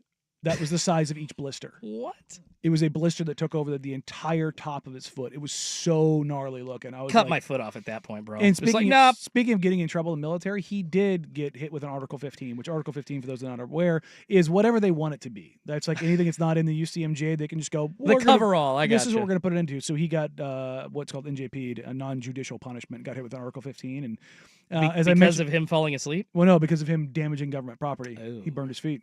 So he wasn't able to work. Oh my God. And if you were listening the day when I mentioned one of the worst punishments you can get while you're deployed is burning the crapper poop, Yep. he did that duty for 2 weeks. On his very, very sunburned feet. Yep. Ooh. And they made him stuff his feet in those boots and drain those things. Oh, buddy, he was a miserable human for about a month. So, Well, somewhere else where you can get sunburned Mm. feet, that would be down in Dallas, Texas, where they are holding at Cowboys Stadium Big 12 Media Day this Mm. week. Been very interesting, Danny, and a lot coming out of Big 12 Media Day. A cast of characters when it comes to coaches out of the Big 12. You got Joe McGuire at Texas Tech, of course, Coach Prime at Colorado, Mike Gundy, one of my favorites, at Oklahoma State, and actually big comments that are making the rounds by Coach Prime that we've got to talk about. Would a salary cap even out the competitive landscape in college football? Coach Prime certainly thinks so. Here's what he had to say at Big 12 Media Day. How do you believe NIL should be guardrailed now, especially with the revenue sharing? I wish it was a cap. Like the top of the line player makes this, and if you're not that type of guy, you're not going to make that. That's what the NFL does. So the problem is you got a guy that's not that darn good, but he could go to another school and they give him $500,000, and you can't compete with that. That don't make sense. And you're talking about equality, not equality, like equal. I guess so, equality. And all you have to do is look at the playoffs and see what those teams spent. And you understand darn near why they're in the playoffs. It's kind of hard to compete with somebody who's giving $25, $30 million to a darn freshman class. Right. It's crazy. We're not complaining because all these coaches up here can coach their butts off and give them the right opportunity with the right players and play here and there, you'll be there. But it's what's going on right now don't make sense. And we want to say stuff, but we're trying to be professional. But you're going to see the same teams darn near at the end and with somebody who sneaks up in there. But the team that pays the most is going to be there in the end. Yeah, Danny, basically addressing the possible need for a salary cap in college football. I think he's absolutely right. This issue that he's bringing up here in that clip at Big 12 Media Day, it's kind of what college football was trying to fix with the new revenue sharing model, NIL, all the money moving above of which board. is a complete and utter disaster. We've got reports from multiple collectives around the country saying every single deal that is backed by the collective, the new system they have in place called NIL Go, is denying everything. And what you are seeing today is lawsuits being built. Yeah. Just by the mountaintop. Look, if you want to talk salary cap in college sports, and look, Prime's a guy who I think gets it in the sense of like guys getting paid. I don't think he's one of those people like, oh, college athletes shouldn't get paid, blah, blah, blah. I don't think he's saying that at all. And I don't think he's saying this from a negative place. I think the part where he says, there's things we want to be professional about, what he's saying, at least to me, is you're seeing kids get money that they don't deserve. Yeah. I think that's what he's talking about. Like some freshman who's never been on the field is getting $5 million, Bryce Underwood is getting $7 million to go to Michigan. Like, not worth that. He hasn't shown that. No. And it's what you saw in the NFL when those rookie scale deals got pushed all the way back. Like, why are rookies getting paid more than guys that are veterans in the league? That doesn't make any sense. And I want these guys to get paid. We talked about the payouts this year are $2.85 billion in NIL just this year alone. That tells you the how much money's involved in this. We need to get to the Super Conference. When we get to the Super Conference, you have those 40 teams, and you can set a salary cap. But the salary cap can't just be an arbitrational salary cap. It has to be something that is rooted in fact, in numbers. Mm-hmm. And for me, it goes, okay, how much money is in the pool for those top 40 schools? Yeah. And this is where we get to a CBA. This is where you get, becoming employees. Yeah. And with that, it's collectively bargained. You go, okay, we'll use the, BRI, but we'll call it, FRI, football related income. Yeah, whatever you want to call it. Yeah. Okay. If it's, let's just use $1 billion. Okay. That's fine. Let's say it's $1 billion that goes into this pool every year. And again, I'm just using this as a round number. And the athletes are entitled to 51%. That means, $510 million is how much is spread around 40 schools. In those 40 schools, there is a cap that you get put under. But it has to be rooted in how much money is totally available. Yeah. Which means everyone coming to the same conclusion and operating under the same sets of rules. If the money is obscene, so be it. But everybody needs to be operating on the same set of standards. But if you're going to operate on those sets of standards, you have to be willing to partake in that, which means you have to commit X amount of financial, dollars to this situation. Well, that's where I ultimately just end up with this stuff over and over and over again. Well, I think that you're onto something, but the caveat with this, and Yahoo Sports' Ross Dellinger wrote a fantastic article on this. The caveat with this is all the front loading that rich teams were able to do, giving players maybe some NIL deals that they didn't that they didn't deserve before July 1st when everything started to change legally. But even with that, who's to say what you deserve? Well, the market is the market is the market. But if you have a cap, then the deserve, what you quote unquote deserve, changes. And Coach Prime is addressing, I think there was another clip where he talked about Joe McGuire at Texas Tech. Mm-hmm. They got the same amount, $20.5 million revenue sharing wise for a salary cap. Well, not a salary cap, but what you are allowed to spend on players salary wise.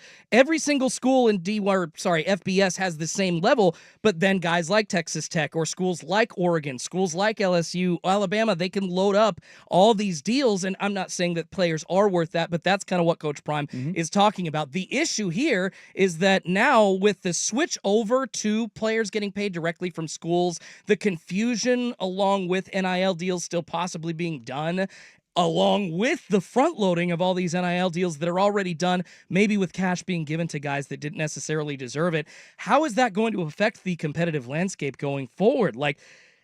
I don't think you can compete when a 3-star that he brings up a guy getting $500,000 from a booster collective before he signs, that it's obvious that more likely than not, he ain't going to be worth that. But what you're worth is what anybody's willing to pay you. Yeah. That's the open market principle. But if you're putting the box around it of the salary cap, then that changes the quote unquote worth level and what you can be capped out at. But that also has to pertain to how much money is available. Yeah. And if everybody's operating in the same pool, that everybody had. Like then you move the sliders around for what you think is appropriate. And somebody else on the fan text line brings up a great question. If this happens in college football, imagine the massive advantage Florida and Texas schools will have because of taxes. Exactly. And I'm telling you right now, this has got to scare the crap, or it should, for Washington, Oregon, and California schools, because if you're competing with the South with your tax brackets, you can't even come close. Well, and in this new world of like these NIL deals, they're supposed to be above board, but like it never will fully be. But no, we're seeing a world where we're possibly going, like I said, back to where it was before, where money was under the table, and we've got this system, quote unquote, in place where now players are able to get paid, but they're going to get paid beyond that. And I wonder what the long-term effect, especially Yahoo Sports' Ross Dellinger asked this question, the long-term effect of front-loading as this transition happens, like, isn't that going to backfire? Aren't guys that are getting, $7 million and not worth it going to be expecting the same amount of money? Or, in another case, how high will salaries climb if you want to give one guy $10 million and you find a way to do it outside of the bounds of the rules? Is there a way to actually stop that? Probably not. Yikes. To be honest, like that's the thing is like, but what you end up doing is you make the punishment so punitive that you don't. I mean, right now though there is no punishment. Kenny Dillingham, ASU at Big 12 Media Day, said coaches don't even know what's allowed right now. I mean, we're essentially dealing with the NIL. It's why I'm trying to figure out why we're not skipping the steps, but why we're doing this. Like, I guess they want to have the case law. I guess that's what they want, is they want the case law to set the framework and the ramifications for those that don't abide by it. But it's just delaying the inevitable of where we're going with this. Well, and speaking of Texas and Florida, I already brought up Texas Tech spending $30 million more than the $20.5 million that just you're think about it. allocated. Texas Tech, no TCU, taxes. SMU, like just go down the list. It's less money than Oregon's $30 million to spend. Yeah, frankly. And then you go to Florida. You have Florida State, Miami, UCF. Like they will have built-in advantages, and it's like there's currently a bill being put together that on Capitol Hill right now that is going to try to put limits around these things to keep state NIL law from being able to trump national law. Like they're trying to get a national law framework in place so states down there can't try to go down this path. Well, aren't kids in high school even getting paid? I read in this article by Ross Dellinger that $20,000 a month is being paid to some high school kids playing still because they're in an under-the-table agreement that they will, there's some that are above board. Well, yeah, but there was a story today. Mikhail Brown Jr., who's going to Louisville. He's a top prospect in college basketball. Adidas has a AAU team called Mikhail Brown Elite. He has not played a second in college or the NBA, and he already has his own team, which means he's getting paid to do that without ever having played even in college. This is wacky, Danny. Like there are above board deals for college seniors right now where they're getting basically it's like commitment bonuses. So Nemec was in here. We were talking about this. Like, hey, we want you to commit, and if you commit, we'll go ahead and give you a piece of this early. You'll get $20,000 a month. But here's the deal. If you decommit and go somewhere else, you got to pay us that money back. Like this, like it is so deep and so convoluted right now. It's like, just put the freaking framework together and skip the BS. Well, and along with, I'll bring up, I think Dusty pulled the clip, the fines that players are having to pay if they do something incorrect. Like, you really could Don't have your ball with you. Don't have your laptop with you. Don't make weight. Don't make gym appearances. You're late to a meeting. Those happen in all levels of sports. Of course. In the professional ranks in college football. Like, that's not new. But to make that worth $5,000 is... Well, yeah, Florida State was one of the schools that was, just so over the top. $2,500 for missing weight. It was like, wait, what? Like, that's the thing is I always use this idea of the sliders, the 0 to 100 of where this stuff lands. There's no framework. You can go for anywhere from 0 to 100, and you need to put something around it. Yeah, I mean, if you don't, this kills Kansas State, Oregon State trying to compete, Washington State, any of these schools that aren't not even like blue blood elite, but like second tier. If you're a third tier program in college football right now, good freaking luck, because you don't have any money outside of that $20.5 million that you are allocated from revenue sharing. It's just A new system, but it seems like it's a new system, Danny, with old tactics. And college football coaches don't really know what's happening. It's kind of turning into the wild, wild west as it was before. And we thought NIL would fix it. Deion's right. It's not. The Big 12 coaches, along with him, calling it out. Who's going to do something about it? Governors of the NCAA, the new entity No, I mean, that the is NCAA supposed not gonna do to. anything No, with this. because there's now new entities that are policing the this whole NIL. CSC, Yeah, yeah. whatever. Yeah, you're not going to do S. Yeah. All right, let's move on. Stick with the theme of salary caps, though. Will there ever be one, or maybe even a salary floor in Major League Baseball? Danny and Schultze on Danny and Dusty, 1080 The Fan.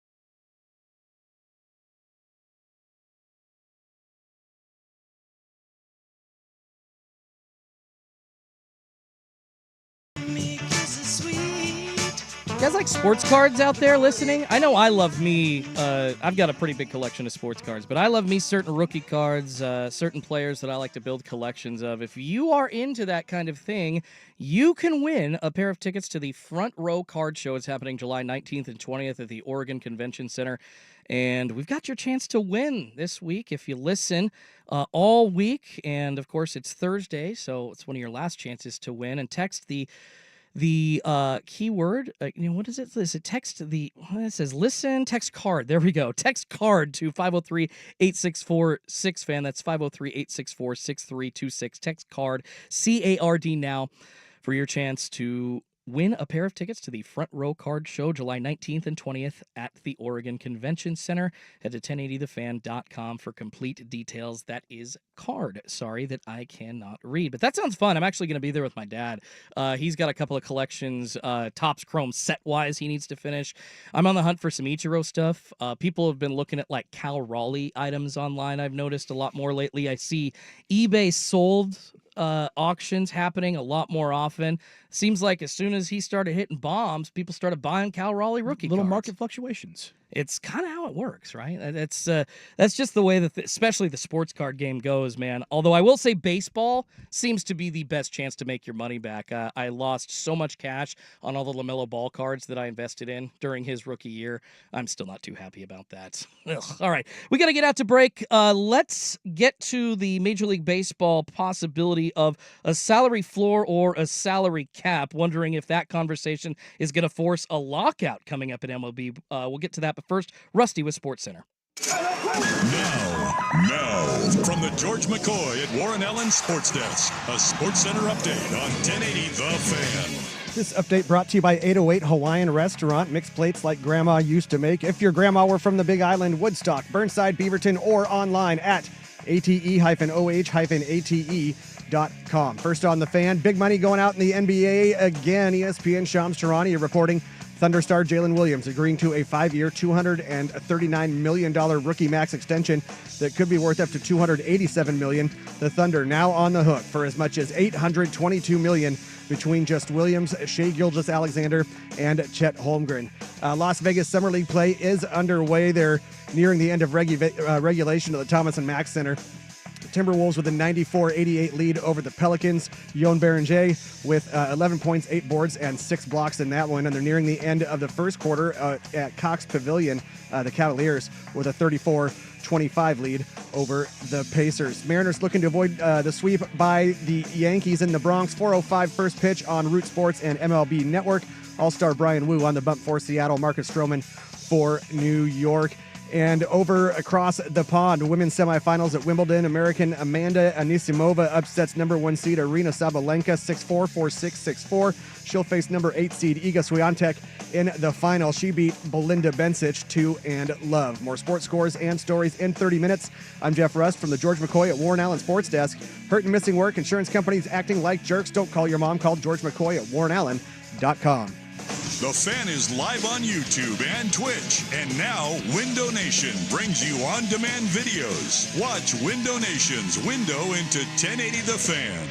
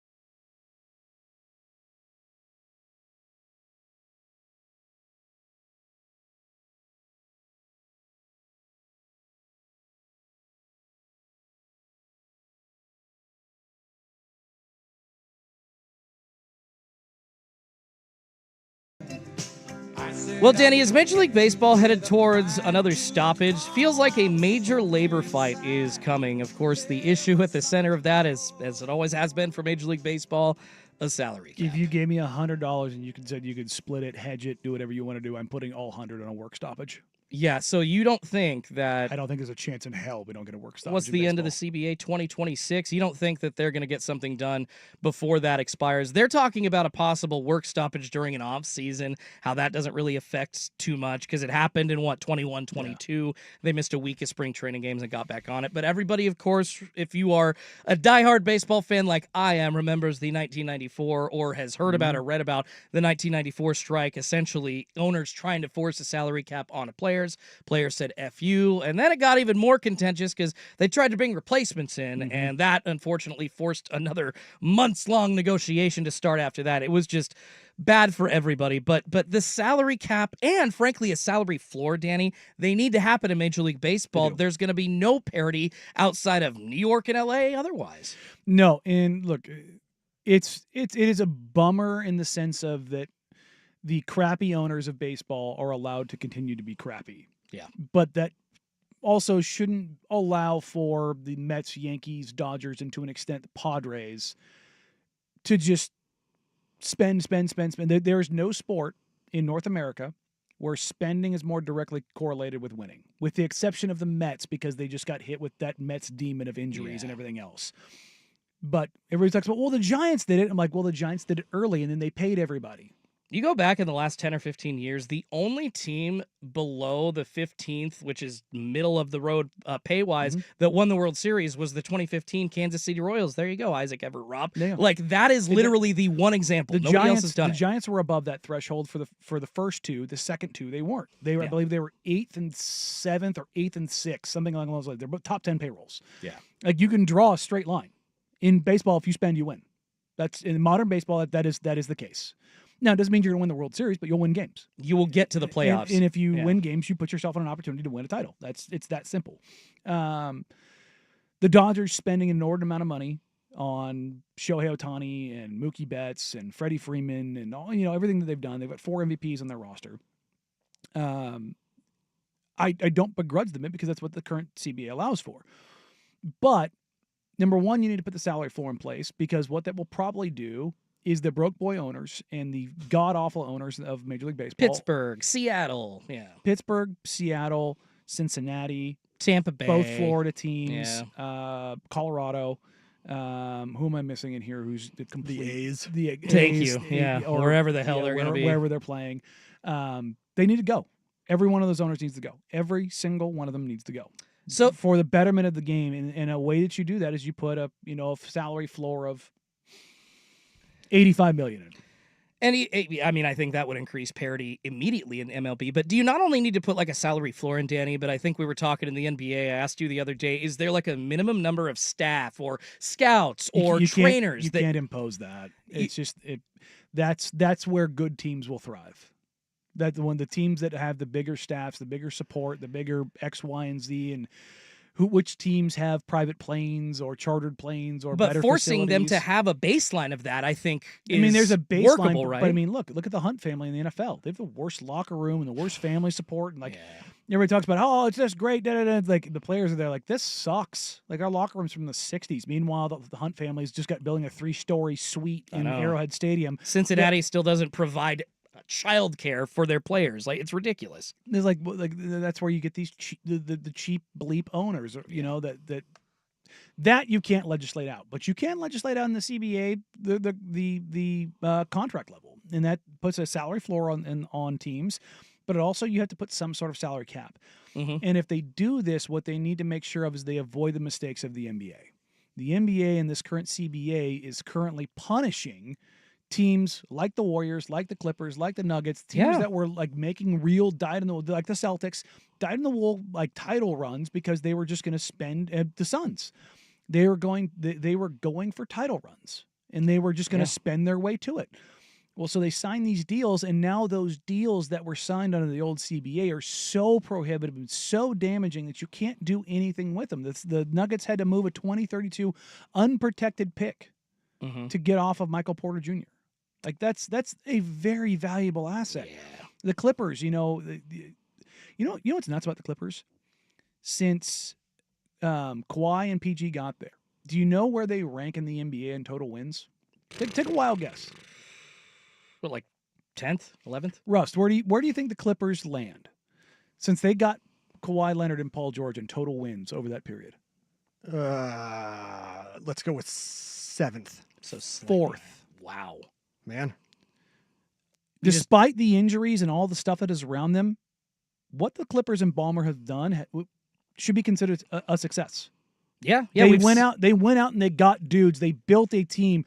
They have been snake bitten by injuries and stupidity. No, and that's why it hasn't paid off till recently. But yeah. Especially when you're talking about the history of the Clippers, this has been the most successful run the Clippers have ever had. Yeah. And that's because of Ballmer. And when you get ownership in there that is prepared to do what is necessary to win, it is good for the game. But the other NBA owners looked around and said, well, we number one, we don't have Ballmer money. Number two, we don't want to spend like Ballmer, so we have to put in this new CBA that's going to be prohibitive. In baseball, if they do that, they will damage their biggest brands. Because you can't say, well, hey, you gave Shohei Ohtani $700 million, and you know what? Tough luck. You cannot damage the Dodgers, the Yankees, the Mets, the Cubs. You can't. I'd say the Cardinals, but the Cardinals, they're a family-run business that doesn't spend that kind of money. Yeah. But you cannot damage your historic institutions. You have the head of the Players Association, Bruce Myers, saying that like it's the Dodgers' fault that the Pirates aren't spending money. It's like that's out of left field, and it goes literally against what you just said. It's like, how is it their fault? It's still a choice. You could spend money and build around Paul Skeens and be a very, very look at where the Pirates are at and Paul Skeens starts. Dusty and I talked about this. Yeah. He had an average run support of 4, which the average run scored in the game right now is 4.25 or 4.26, whatever it was. He would be 29-1 in his career starts. Jeez. That's like, apply that number to Felix Hernandez during his career, he'd probably be a 250-game freaking winner. Yeah. And again, you're not saying I need the best offense in baseball. You're saying I need a league average run support in baseball. League average. So this whole idea of like, well, you need to spend like the Dodgers do. You don't need to spend like the Dodgers, but you do need to spend real money. Yes. That's the thing. And like, it doesn't mean that you have to spend to the very top, because you've seen teams, again, like my Cardinals. They have been they have the second most World Series wins in baseball history.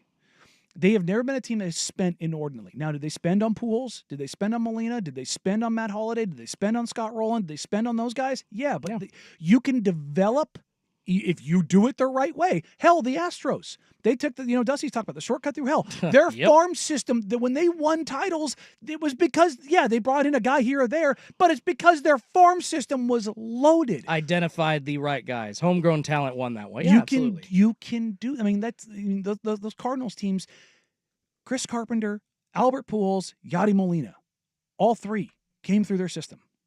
Yeah, they added to it, but those are system guys. Yeah, but I think and again, you don't need to get 3 Hall of Famers in your system, but like, it shows you don't have to, like, it doesn't have to be free agency. You can pay guys that come up through your system, which the Colorado Rockies do not do. The Pittsburgh Pirates do not. Like, these teams have operated. The Cincinnati Reds, like, each one of these teams has had guys that are just absolute studs and stars. Yeah, and they leave. Because their teams are too cheap. And that's the problem with like a Seattle Mariners organization or a Pittsburgh Pirates organization, is essentially you're not even spending, the ancillary amounts of money, bringing in like not an elite piece, but like I was talking, all off season about how the Mariners just needed to bring in like an okay bat or two, like fill up the damn lineup with somebody that's professional, but without a floor, they don't have to do that. And obviously MLB is still the only big sport or all the major 3 sports, 4 technically if you count the NHL, without a salary cap. And the NHL, they got their CBA done ahead of schedule. Yes, they did. And that is a great example to look at. And not only, because the NHL has guaranteed money, just like the NBA and MLB do, right? Look, it's significantly less money. But it's guaranteed. But I will also say the NHL is in the best space it's probably been in maybe ever. Oh, yeah. Well, the distribution on ESPN and ESPN Plus, like, that's huge. How they take care of the game and what they're doing with the game and how they're prioritizing it and the things that they're doing. And Major League Baseball is in the same space, but that's also why they're looking at doing what they need to do. And again, they need to learn from the NBA, and they need to, like, use the Dodgers as an example. Shohei's got that money that's so much of it's deferred to the back of his contract. You can't, like, just come around and go, well, hey, you're the biggest brand in baseball, we're going to punish you. No, you can't do that. You have to allow for a smoothing period and basically give a grace period to these organizations that were spending, because otherwise you're going to damage the biggest brands in baseball, and all of the grace and capital and returns that you've got from growing the game and bringing the game back and making it more exciting are gone. Man, I hope we're not headed for another lockout, Danny, but yeah, it kind of seems like it. Both sides just need to sack up here and figure it out. Stop using the threat of stopping negotiations as a negotiation tactic. Like, just guess what? Except there's going to be a salary cap. Look at the NBA. You will still have guaranteed money. You bunch of greedy jerks. All right, we'll finish it up here coming up next on The Fan.